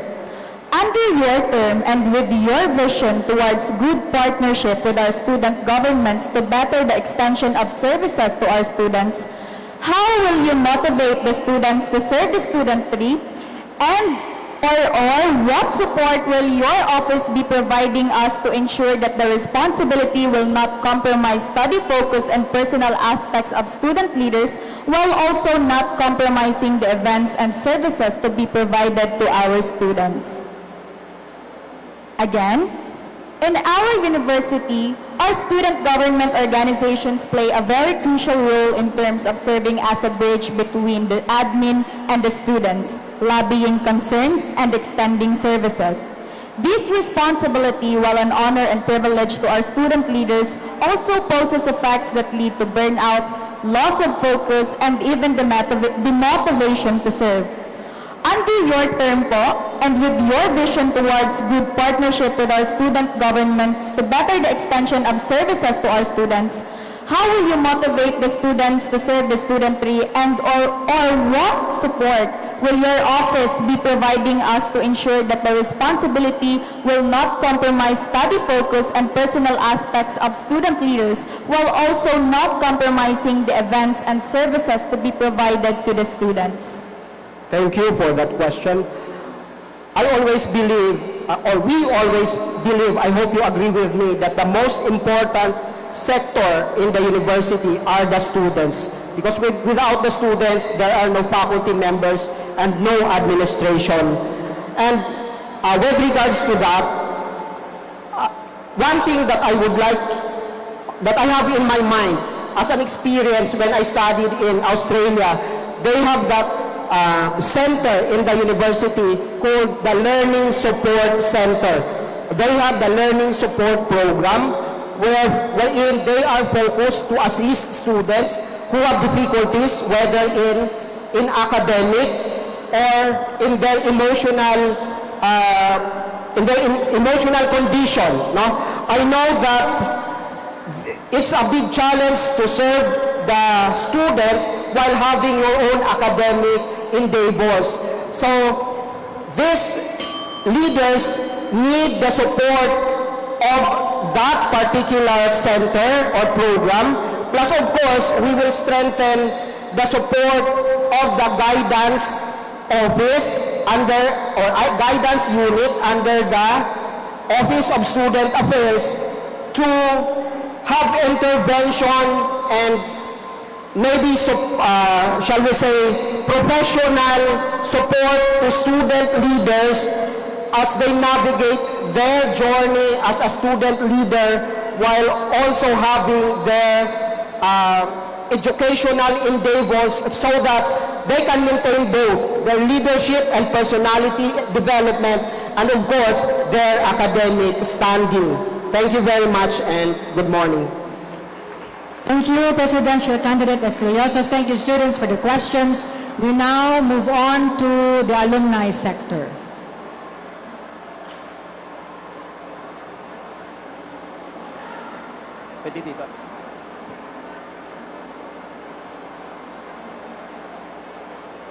Good evening to each and everyone, and especially to the candidates for presidency. My question is directed to Dr. Samsudin Panday.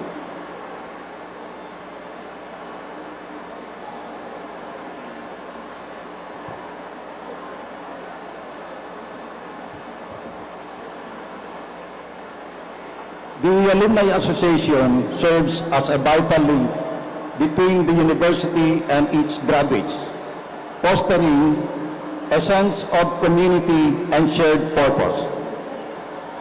As the prospective president, university president, how would you support the Alumni Association in expanding its reach, enhancing alumni participation, and leveraging its network to benefit the university's strategic goals? Sir, Okay, please repeat the question, sir. Yes, thank you. I repeat. The Alumni Association serves as a vital link between the university and its graduates, fostering a sense of community and shared purpose. As the next or prospective president, university president, how would you support the Alumni Association in expanding its reach, enhancing alumni participation, and leveraging its network to benefit the university's strategic goals? Thank you, sir. We know that Alumni Association is the vital partner of the university. Alumni will not just serve us in my back. Kasabay po tayo, kumbaga left and right, kasabay, hindi lang siya back up ng University of Southern Mindanao. Kung hindi, kung saan pa, kung napaka-importante ng role ng alumni. sa University of Southern Mindanao. Kaya the full support of my administration for the Alumni Association, lahat ng ating activity, lahat ng major activities, even not major activities of the University of Southern Mindanao, andyan ang alumni, especially madali lang silang abutin. Nasa campus lang po ang opisina ng Alumni Association ng ating university. Salamat. Thank you very much, sir, for that plan for the alumni. Thank you, Presidential Candidate Panday. We can have one more question for the alumni, from the alumni sector.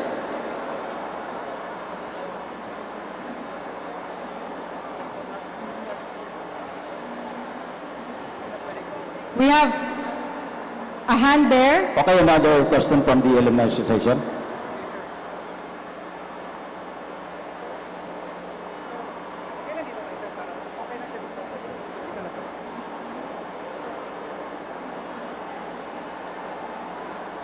May bundag sa tanan. USM is in the heartland of the Bangsamoro region. What can you initiate as USM President for the promotion of peace and order and development in Muslim Mindanao? In what areas could USM be most capable? I would want that all would answer this, but isa man lang kaya. Yes, sir. Only one, sir, can answer the question. Sinong gusto? Sinong gusto sumagot?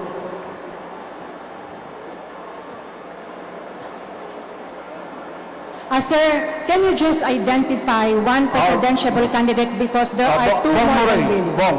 All right. Presidential candidate Murray.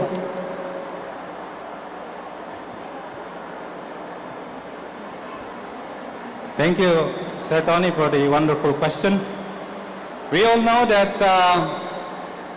nothing has yet have been concluded about this peace process. The peace process is still going on in regards with the GPH and the MILF in particular, and the GPH with the Moro National Liberation Front. USM can situate itself in complementing the education agenda of the Bangsamoro Autonomous Region in Muslim Mindanao, particularly in capacitating the learners from who are categorized as DDUs, the underprivileged, the destitute, and those who are less in life, to be capacitated to be able to given the equal opportunity to access education at University of Southern Mindanao. USM, for all we know, was established by our great founder, by Haji Matabay Plang, and we are here duty-bound to continue his legacy of making this institution as a venue for social integration. And so USM has a significant role in bringing in more Bangsamoro learners in order to bar any future activity that will undermine the security of our republic, that in particular is cutting down any form of rebellion against the government. Thank you very much. Thank you, Presidential Candidate Murray, and thank you to the alumni sector for your questions. We now move on to the non-teaching.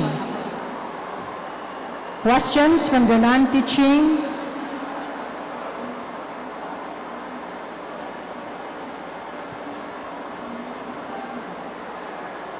For whom is the question, please don't forget to address the question to the presidential candidate.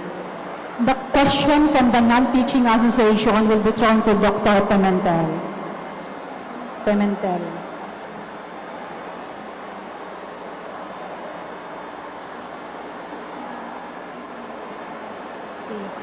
Good morning, sir. The USMASAI, or Non-Teaching Association, is SEC-registered and is existing for several years.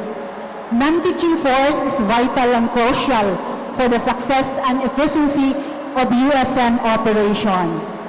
As of November 2024, we have 273 total permanent non-teaching personnel, comprising approximately one-third of the USM workforce. If you become the president, what is your stand in having a non-teaching representation in the USM Board of Regents?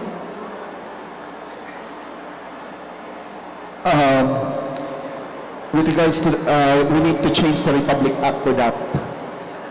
8292, CMO number 3, because under the governing board of the Board of Regents, only recognized faculty association will be one of the members of the board.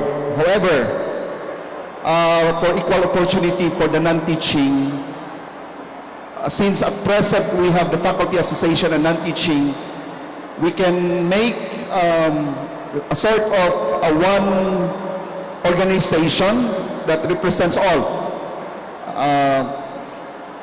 It's just like probably, it's not an association, it's probably a union where every equal opportunities can be addressed, and also there will be a unifying voice for teaching and non-teaching that can represent the Board of Regents. Because we try to see to it that what opportunities the faculty had, the non-teaching has also that opportunity. And at present, the non-teaching have equal CNA with the faculty during the end of the year. So I don't have problems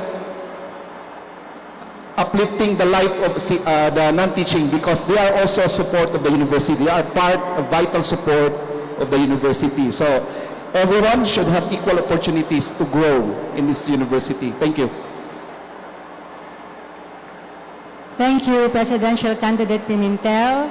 Another question from the non-teaching sector. Good afternoon. I would like to address this question to Dr. Aymar Estilioso.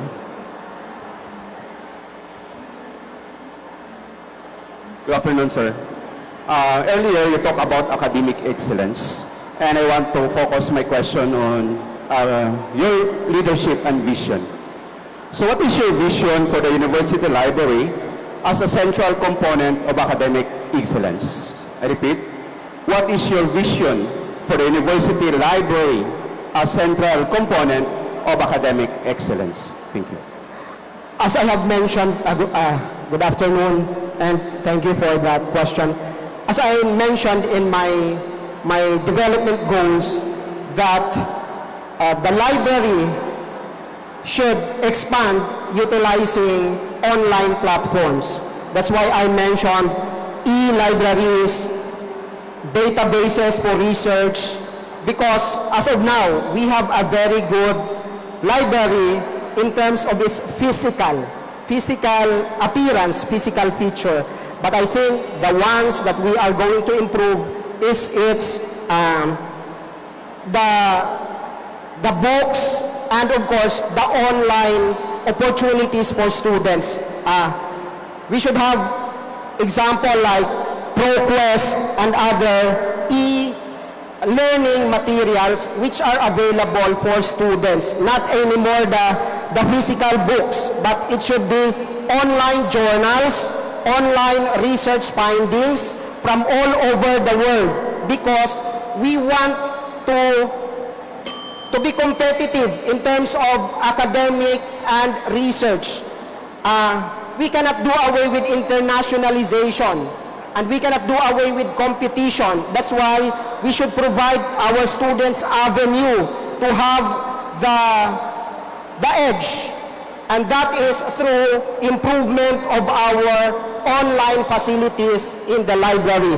I do believe that it is very important for students learning so that we can elevate our research outputs by having those online knowledge coming from online library platforms. Thank you very much. Thank you, Presidential Candidate Estelioso. We have accommodated 2 questions for the non-teaching sector already. So we now move on to the final sector, community categorized as non-academic. Questions? Yes, ma'am.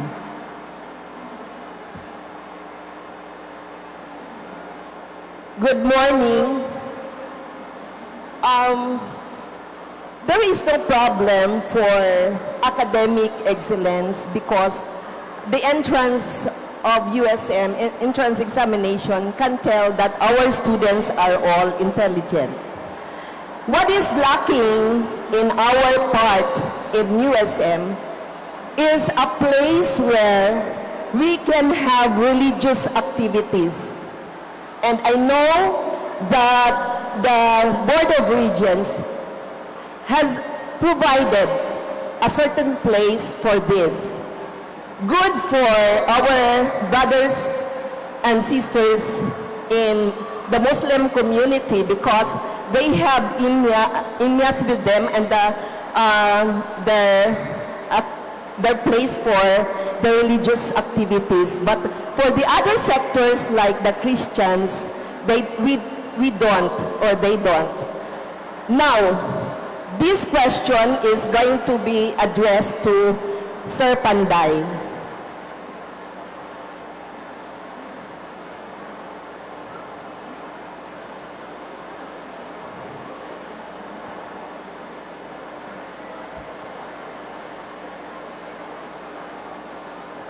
Sir, do you support the construction of any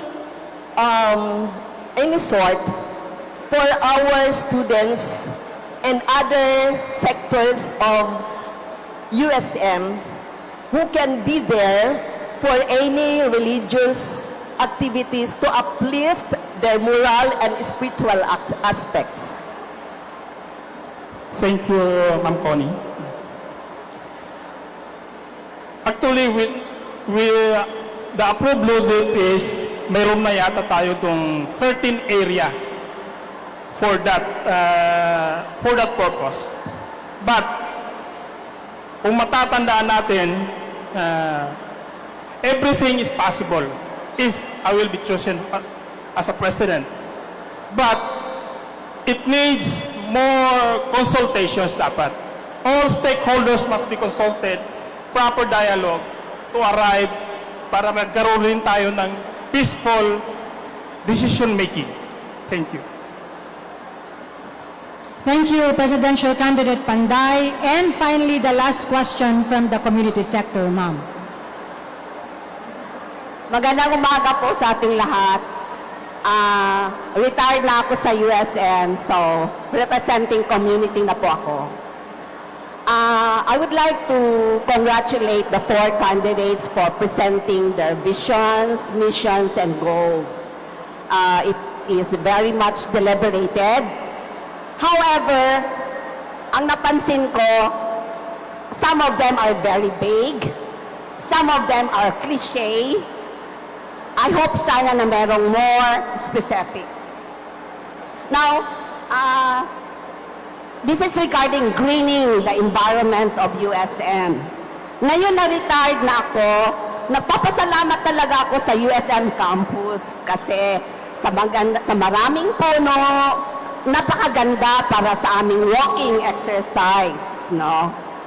So, based on my visits in US, Australia, and Canada, I've been to 14 states in US and have visited various parks in those countries.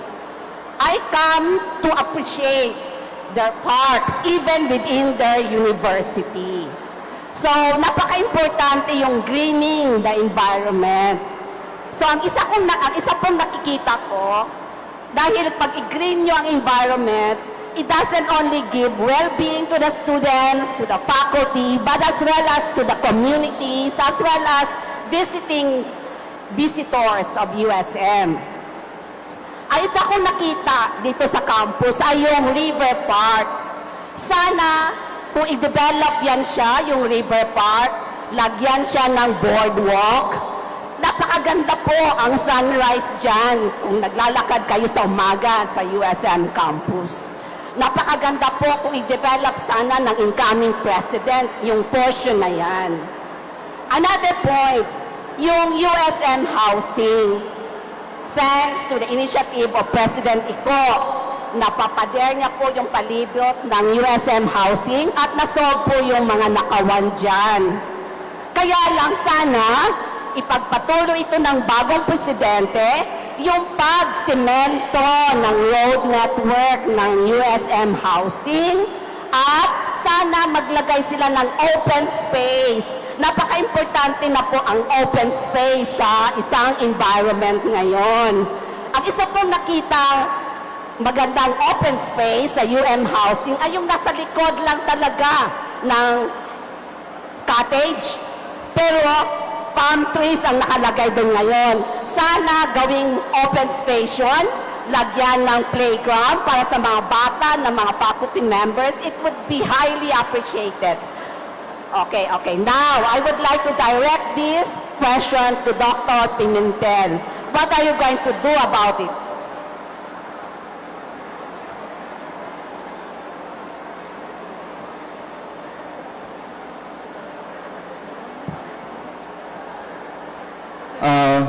Hello, ma'am. Thank you for that question. Your questions are well taken. If given the chance, I, for one, is a graduate of University of Twente, the only campus university in the Netherlands where there are parks, there are bicycle lanes, and other amenities for the community where people enjoy picnics, swimming, and doing sports activities. USM can have the chance to flourish, even we can make a little entrepreneurship about it. That's what we lack in Kabakan, a park where the community enjoys.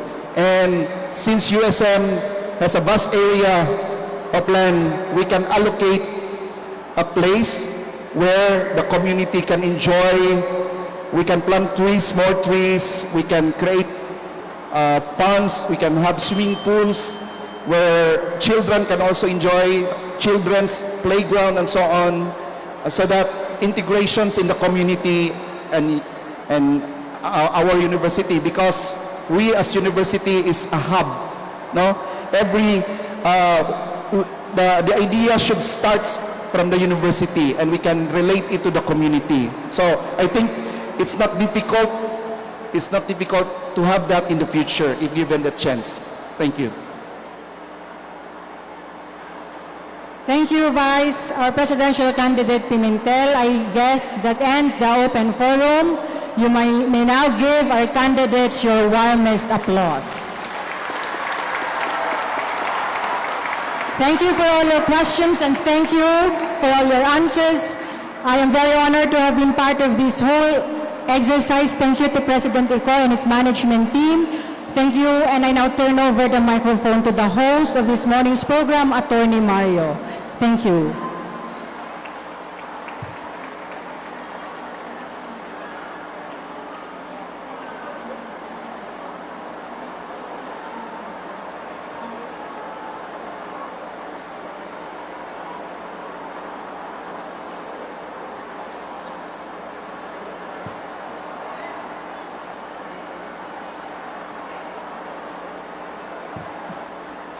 Thank you, Ma'am Leslie, for moderating the question and answer portion. And this concludes our program this morning. Thank you, gentlemen, for your sportsmanship, cooperation, and for the wisdom you have shared to everyone. And may I now request everyone to please rise for the singing of the university hymn.